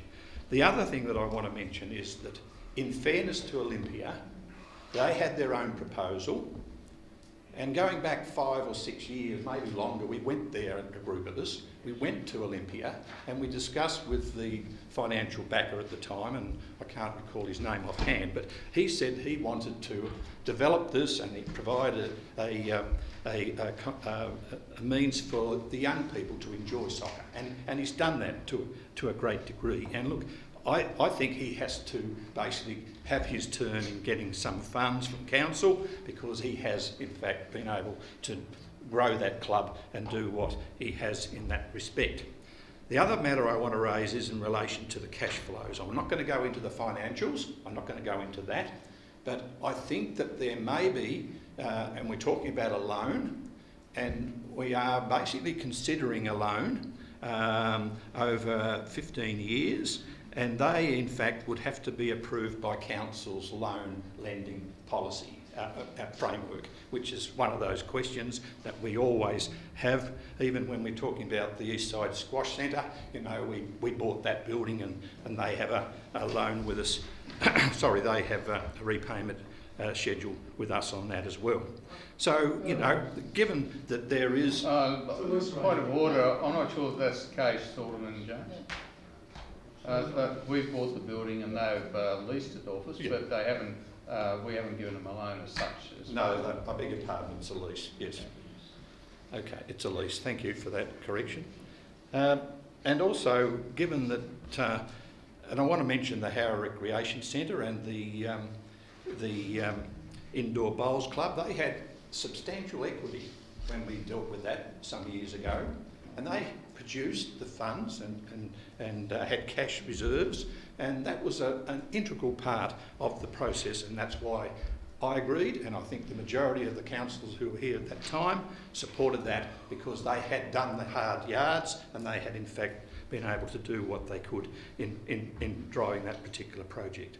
I just feel uncomfortable that we are going into a prior year estimates and taking money out of that, and we have to replenish it in the estimates for the 21-22, and if that means we have to try to find or don't necessarily have the projects that we want to spend the money on in that year, then we are short by $235,000, because it has to go back into the estimates to balance the budget in a sense.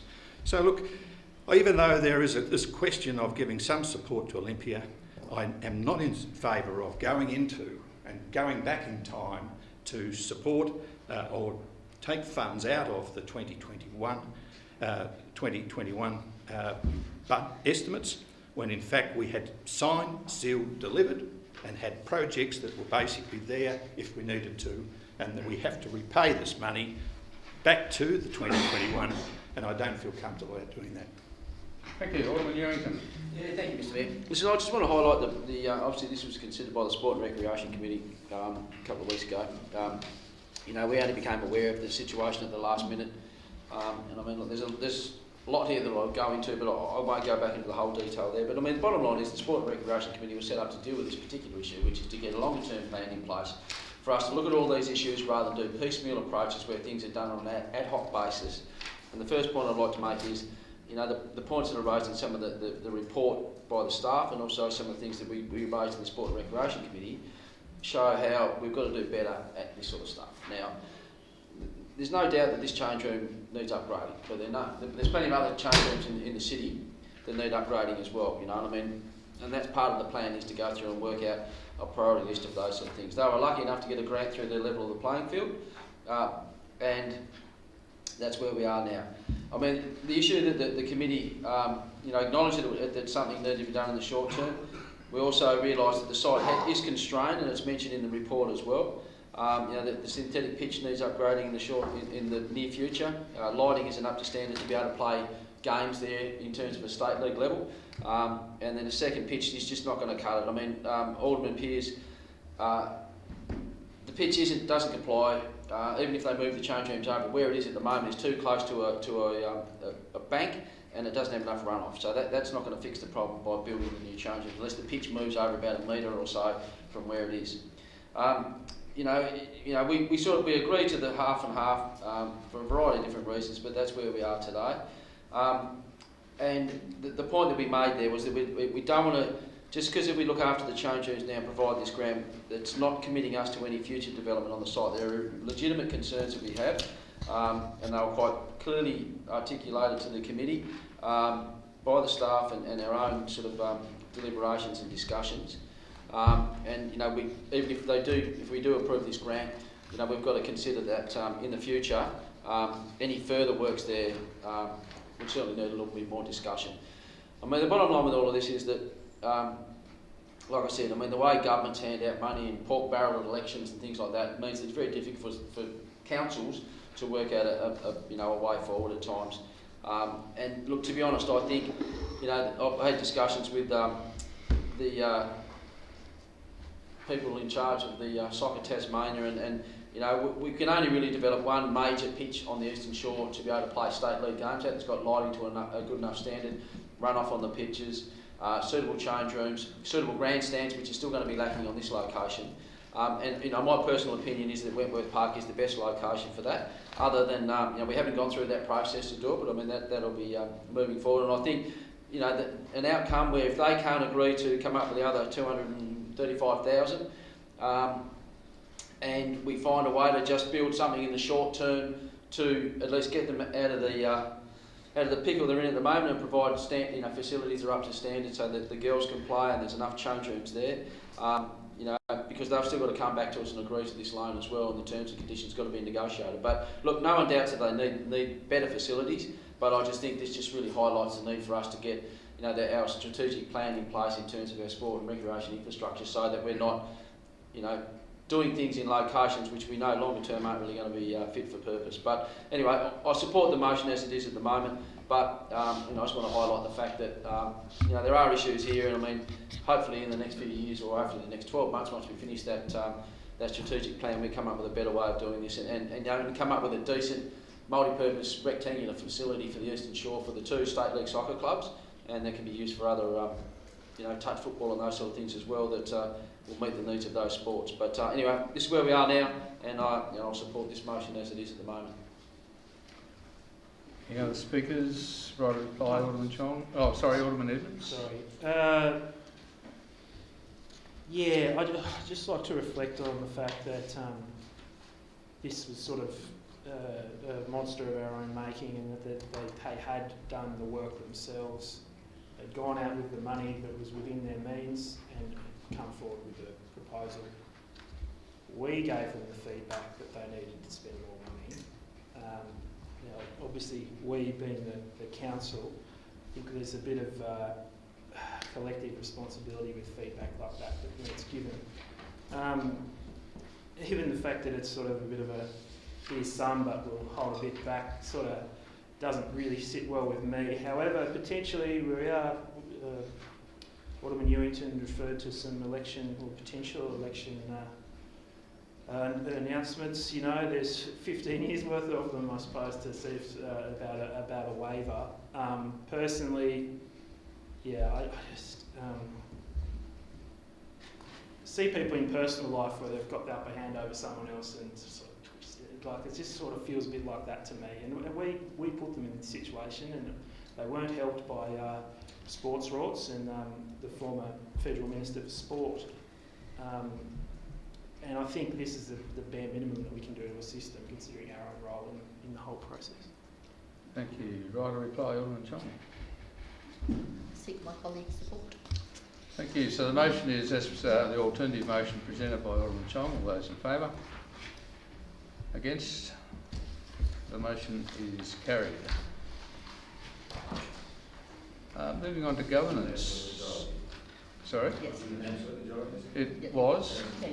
I think it was 10-1. Like 10 abstain, I think. I did. Yeah. 10 abstain. Yeah, because yes. Moving on to governance. 11.7.1 is a reconciliation action plan. I'd like to deal with Part A first, and then we'll populate the committee if Part A is successful. Moved Alderman Warren that we approve the RAP project plan. Do I have a second? Alderman Kennedy. Would you like to speak to it? Thank you, Mr Mayor. I'd like to thank the officers for the work they've done on this. It's fairly straightforward. We start the process, and we voted on this last year, so we agreed as a council to proceed with this.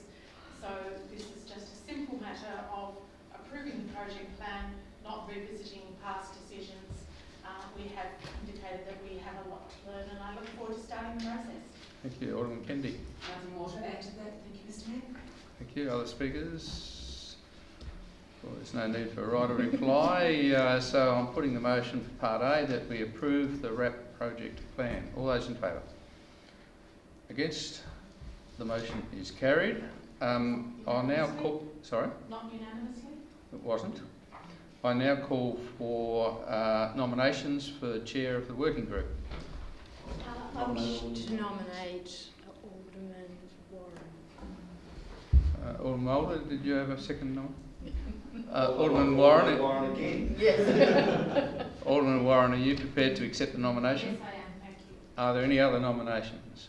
Yes, I'd like to nominate Alderman Kennedy, if she is willing to accept.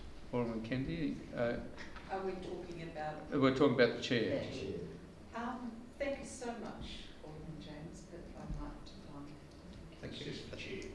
Yes. Are there any other nominations for the chair position? In that case, congratulations, Alderman Warren. You've been elected unanimously, I guess, as chair of our working group, and we look forward to the progress of the working group. I now call for nominations for member of the working group. Alderman Warren. I'd like to nominate Alderman Kennedy. Thank you. Alderman Kennedy, are you willing to accept the position of member? I actually was going to nominate Alderman Edmonds. I nominate Alderman Kennedy. Yeah. There's a bit of pressure. Are you willing? Yes, thank you. Yeah. Okay. Alderman James, did you have another nomination? No, I was going to nominate. No, that's fine. I was going to nominate Alderman Edmonds, but I'm pretty sure he won't take it. Alderman Edmonds, would you be willing to accept? Okay. Any other nominations? Congratulations, Alderman Kennedy, you've been elected. Item 11.7.2 is Council a recommendation that we adopt the Rosny Park Urban Design Framework. Alderman Blomley, thank you. Seconder, Alderman Mulder. Alderman Blomley. Thank you, Mr Mayor. This is, as you'd be aware, fairly straightforward. It's been a long time in the making. A great deal of work has gone into where we are now with the UDF, the Urban Design Framework for Rosny Park. As we know, it's an important element that feeds into the City Heart project. Community consultation was undertaken, and that's obviously informed a lot of what we have in front of us today, with 102 responses in the first round, and over 500 visits to the survey document that you'll see page on the council website. So it is consistent, obviously, with a number of our strategic goals, Mr Mayor, and it is clearly the CBD, if you like, of our city. It is one of many very special parts of our city, but it will play an important part, as I say, when the City Heart project comes to fruition and realises its full potential. Thank you, Alderman Mulder. Other speakers? Alderman Pearce. Thank you, Mayor. And I like this note. The staff have done a great job, but my main concern is with the whole thing is money and time and everything else. And look, I'm not blaming the staff. We did a great job in Bayfield Street, but with all due respect, and I showed you, Mayor, the other day when you were there, we're not really... And I've lodged a request that maintenance work be done. As I'm saying, it's not like the pinnacle it should be. We did this street, but we're not really looking after it. That's what concerns me with this. It's great to have the design, but unless we're actually going to spend money and do it, and all the plans we've got, and I mentioned this before, I don't know where the money's coming from. They said we're going to plan after plan after plan, and nothing will be done, or what is done will not be done correct. But I don't like to sound negative, but that's the way I feel. Thank you. Other speakers? Right, a reply, Alderman Blomley? No, thank you, Mr. So the motion is that we adopt the Rosny Park Urban Design Framework. All those in favour? That's carried unanimously. Thank you. 11.7.3 is that Council adopt the Clarence City Council Strategic Plan 2021-2031. Thank you, Alderman Mulder. Do I have a seconder? Yes, I'll second that. Alderman Von Berto, thank you. Would you like to speak to it, Alderman Mulder? Yes, I think, Mr Mayor, we need to understand that this is a statutory requirement. As such, it's broad overview, and once again the community consultation. So yeah, it's a statutory requirement. I would just commend the amount of work that's gone into it. Like the previous thing, a lot of wishful thinking, I suspect, but we have to have one under the law, and the officers have done a top job in putting one together. Thank you. Alderman Von Berto? I concur with Alderman Mulder. It is a statutory requirement. We are 2.5 years into a 4-year term. In actual fact, we should have had this strategic plan out quite a lot earlier than this. We could continue refining and refining and refining the strategic plan. However, there's been considerable work done. There are some changes to how we're formatting the strategic plan. We've had 74 submissions that we've taken into account. So it's been a robust process, and we certainly need to make sure that we now support this document and approve it. Thank you. Other speakers? Well, I guess there's no need. Sorry, I just quickly. Alderman Ewington? The only point I wanted to make was, and this sort of came out when I went to the local government association meeting in Launceston a couple of months ago now, was when we talk about, I mean, I know these sort of documents need to be done from a legislative requirement, and we all, plenty of the feedback that came back from the community was, there's a lot of motherhood statements, there's a lot of bureaucratic gobbledygook at times, there's a lot of words that I might not use if it was up to me to write it, but the one issue that came out there, and this is the one that we haven't really tackled as part of it, one of the main things that we're required to do as a council is to provide for the safety, health and wellbeing of the community.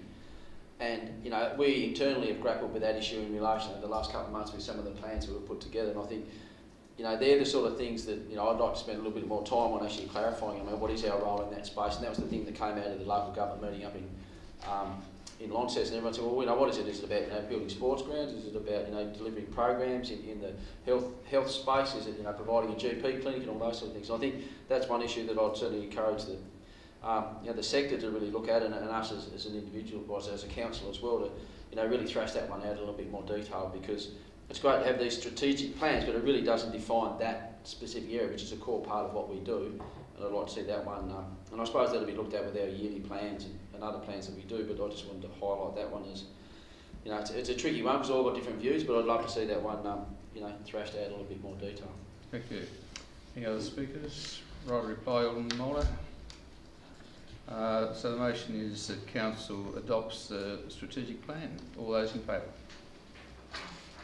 I think that's carried unanimously. Thank you.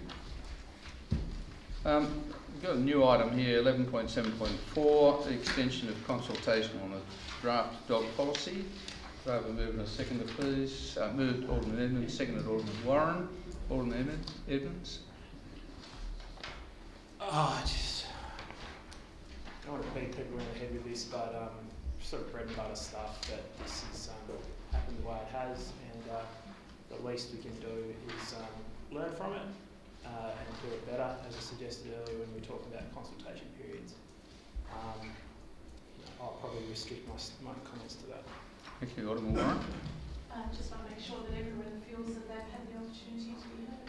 Thank you. Other speakers? Alderman Blomley. Mr Mayor, I just want to acknowledge the preparedness of General Manager and his team when this was raised on Friday the agenda brief to put this item on the agenda tonight. I think it's a very sound recommendation, and Alderman Edmonds calls it bread and butter stuff. He's absolutely right, but here we are ensuring that there is more than adequate consultation period now for every member of the Clarence community that's so inclined to have their say with regards to this dog management policy. Thank you. Other speakers? Right, a reply. So I put the motion then that we extend. All those in favour? Carried unanimously. Item 12 is Alderman's question time. There are no matters on notice. Answers to questions taken up at the last council meeting, I'll take those as read. And moving on to item 12.4, questions without notice. Alderman Mulder. Yes, my question relates to the Rosny Hill development that has now been approved by the Tasmanian Planning Commission, or Olympia, or whoever did it. There is some discussion in the community that 100 developments have now outsourced or transferred their rights under that plan approval. And I'm just wondering, if so, what is the impact for their preferred developer status, which I think they have for that site, and also what are the impacts for the leases. Of course, if it's just rumour mongering and we have no information to that side, might I take it on a speculative basis? Could that occur? General Manager. Thank you, Alderman Mulder. I'm not aware of any, and I certainly haven't had any contact from hunters in relation to Rosny Hill, so I'm not aware if they've done anything or made any decisions. Certainly in terms of the preferred developer agreement, that is an issue that would have to come back to council in my view. Thank you, Mr. Mayor. Just one from me, and I think it's probably to Mr. Graham.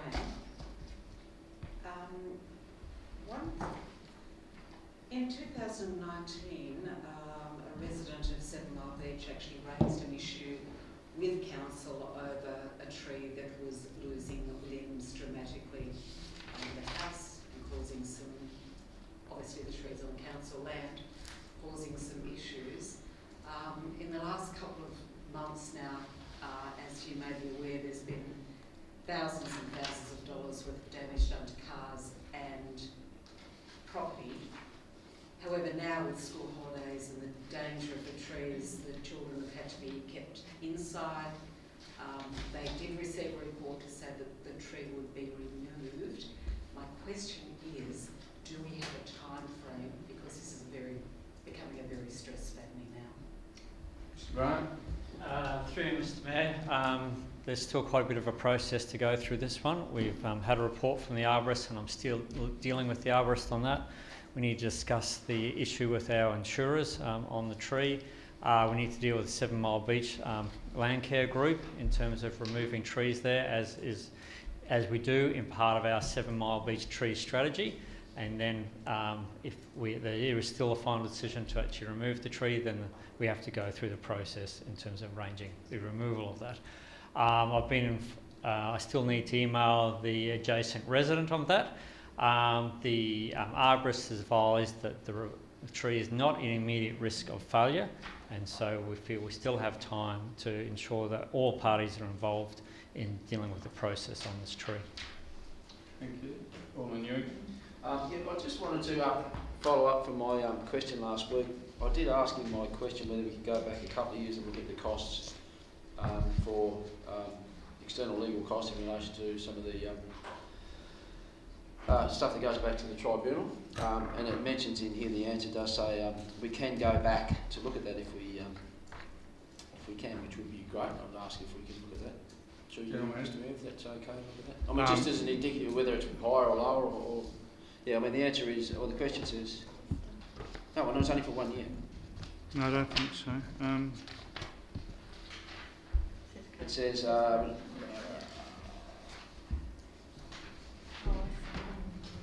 yeah. I'll have another look at it. So we've only got this is the current financial year. Yes, I think that's the case. So you'd like a comparison year on year? Yeah, just to get an indication of how it's trending. And, we can do that.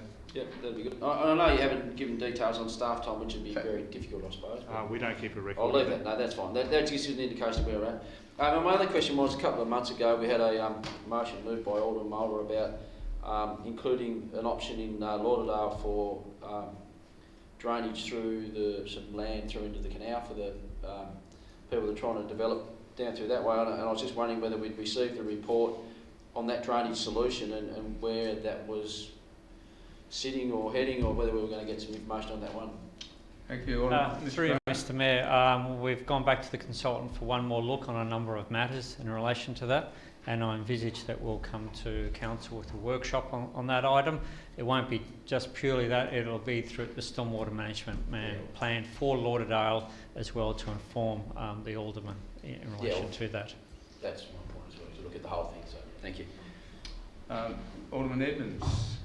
Thank you. Yeah, last council meeting on 22nd of March, I asked a question with the looming election that we speculated could be as soon as May 1, whether, Nostra Deadmans maybe might be a better name, whether we would, whether we had an election priority list that we provided, etc. And the answer is obviously, as you've said, taken as read.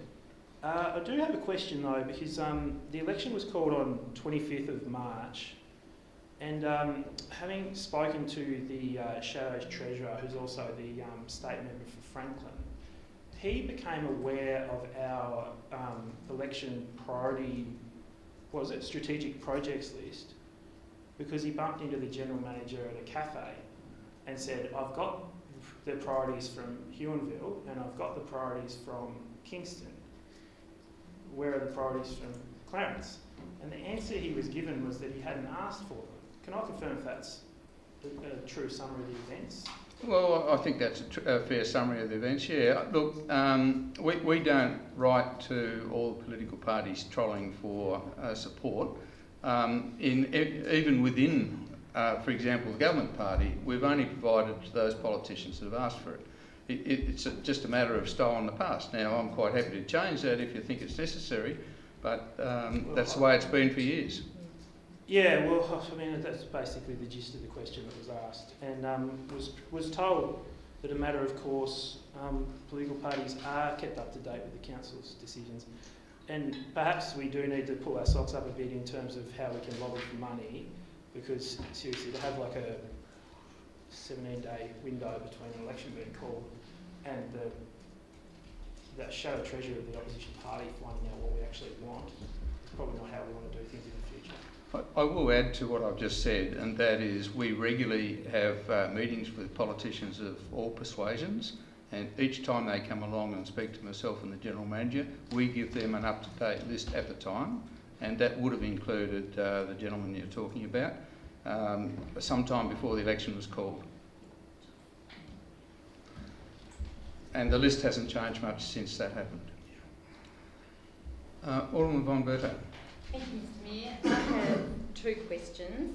The first one is, has the proponent of 52 Richardson's Road, Sandford, agreed to provide the information requested by the Minister for Planning in his letter to Council dated the 15th of March 2021? And a supplementary is, if so, is there any time frame for when this information will be provided to Council, and will Council need to formally approve the information before it's supplied to the Minister? That's my first question. Mr Lovell. Through you, Mr Mayor, no, we have not received any formal correspondence to say that the applicants are progressing with it. However, it hasn't been very long. I think the way forward from here will be, if we hear back, we'll communicate it to the Aldermen so they know what's going on with the process. I think the second part of the question was about whether Council would be considering the matter, and I think it's fair to say that it would be the subject of a report to Council for it to make a decision on the merits of the submission that comes back and where to go to from there. Thank you. Honourable Bromley. And my second question is, if the South Arm Oval Berm stroke fence and play space cannot be completed by the 31st of December 2021, can an extension be granted to funding proposed to be allotted to these projects from the Federal Local Roads and Community Infrastructure Fund? Mr Graham. Through you, Mr Mayor. First of all, that item's got to come to Council for a final decision to adopt as part of the budget. And secondly, we're still inquiring on the nature of that program in terms of that specific question. Thank you. Honourable Bromley. Thank you, Mr Mayor. Mr Mayor, I don't know if it's a case of great minds or just old-fashioned gazumping, but Alderman Mulder asked my question regarding the Rosny Hill Nature and Recreation Reserve application being on sold, and I appreciate the answer there. And Alderman Ewing took us up earlier about the potential funding for the Bayview Sporting Precinct. But that being the case, I will just ask, if I may, I am aware that the Rosny Park Bowls Club have approached Council seeking a grant.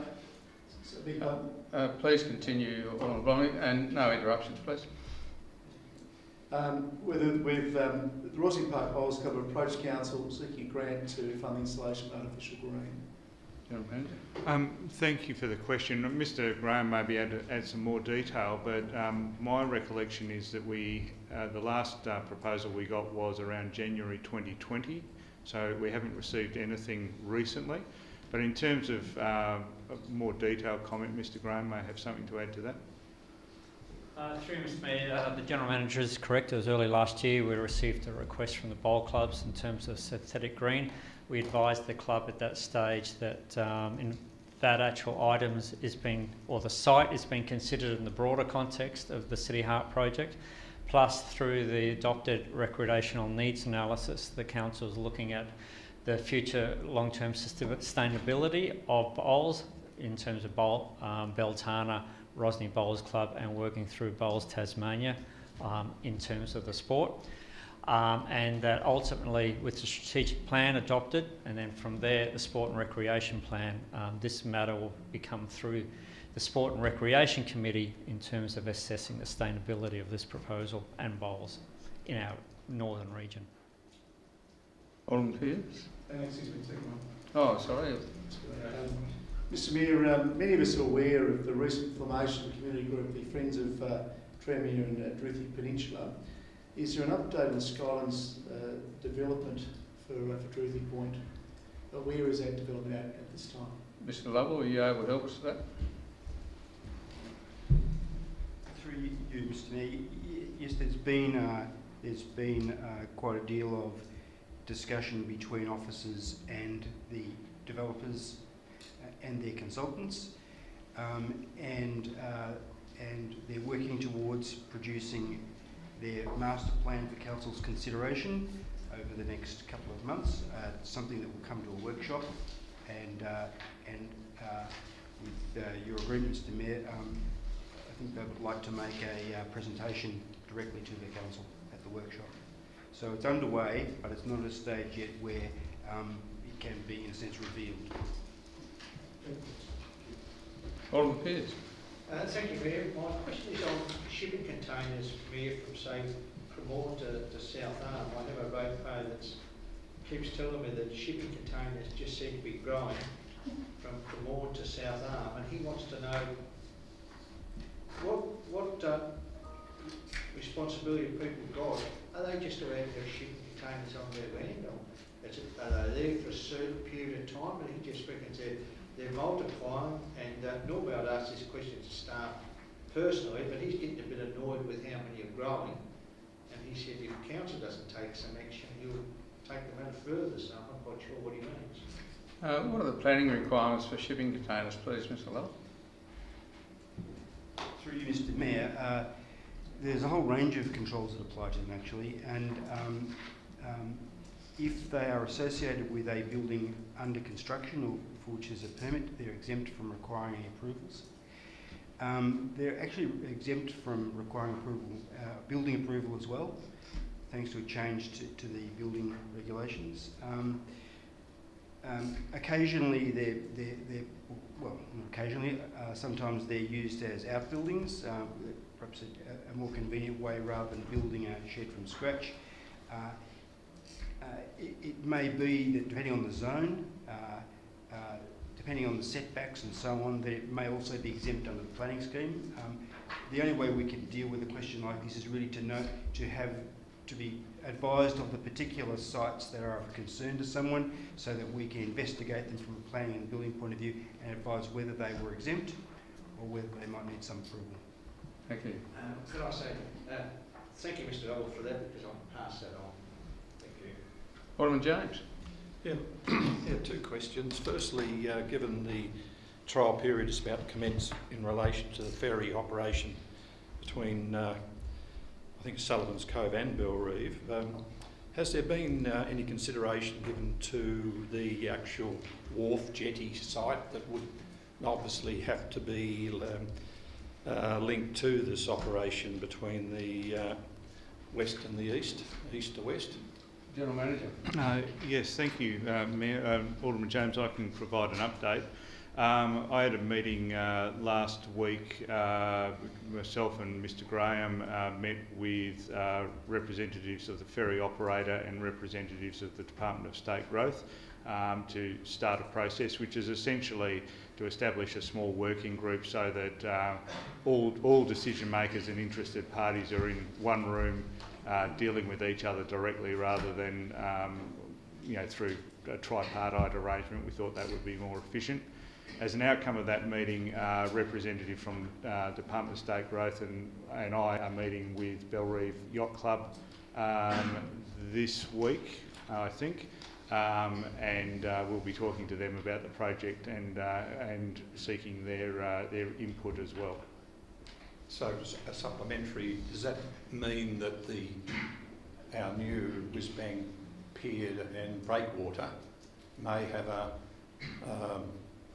some landing area on which the passengers can actually use that as a source of movement to and from, or the ferries? There isn't a firm plan at the moment. Certainly that has been mooted, but we're somewhat cautious from our point of view about that. So it's certainly not our preference. But we're working with a range of stakeholders to try and find an acceptable solution that meets a range of needs. Good, thank you. The second question is in relation to that unsightly building on the corner of Cambridge Road and Clarence Street. I think it's designated 39 Cambridge Road, and it's been in a very haphazard and unsightly state now, and they've had extensions of time, and I know Mr Crease, before Mr Crease, deceased, family had some extension. But look, it's getting to a stage now where people are starting to say, what's going on here?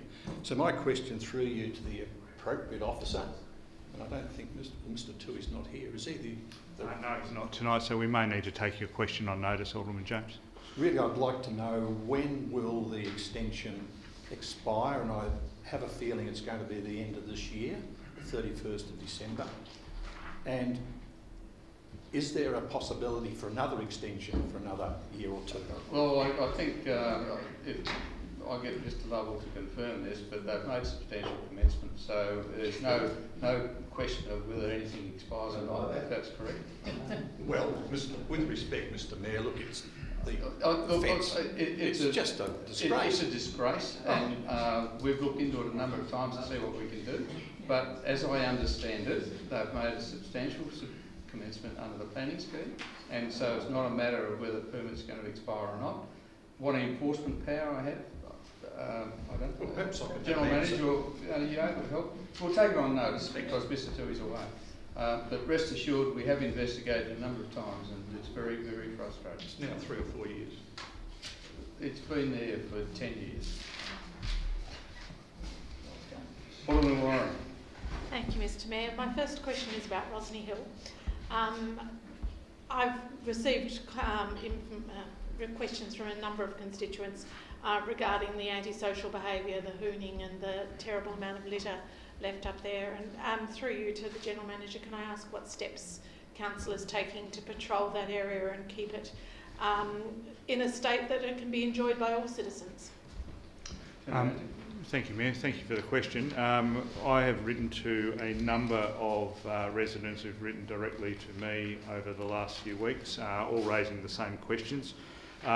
We've discussed that internally, and I've requested that an extra bin be put up there. I actually attended Rosny Hill myself on a Saturday as I was in the area, and all of the rubbish and rubber on the road is confined to around about a 50-metre area. So the bulk of the area is relatively clean, but the problem seems to exist in this one particular area, which is relatively close to the existing bin. So I've asked for an additional bin to be put up there, additional cleaning and rubbish collection, and I've been in contact with the police for them to up their patrols in the area as well. Importantly, through my discussions with the police, it would seem that most of the hooning behaviour isn't being reported to police, so we've been encouraging people to make that direct report so police can attend as quickly as possible. Okay, thank you. My second question regards the proposal that came to us in September last year regarding a new home for the Croquet Club in South Street. We did discuss it in September. I believe the council met with the people involved, and I understand that they were expecting a response within 6 weeks, but they have not yet received a response. And so can you please update me through you to the General Manager on the progress or otherwise of that proposal, please? Thank you. Through you, Mayor. Alderman Warren, I have had a report for a number of months.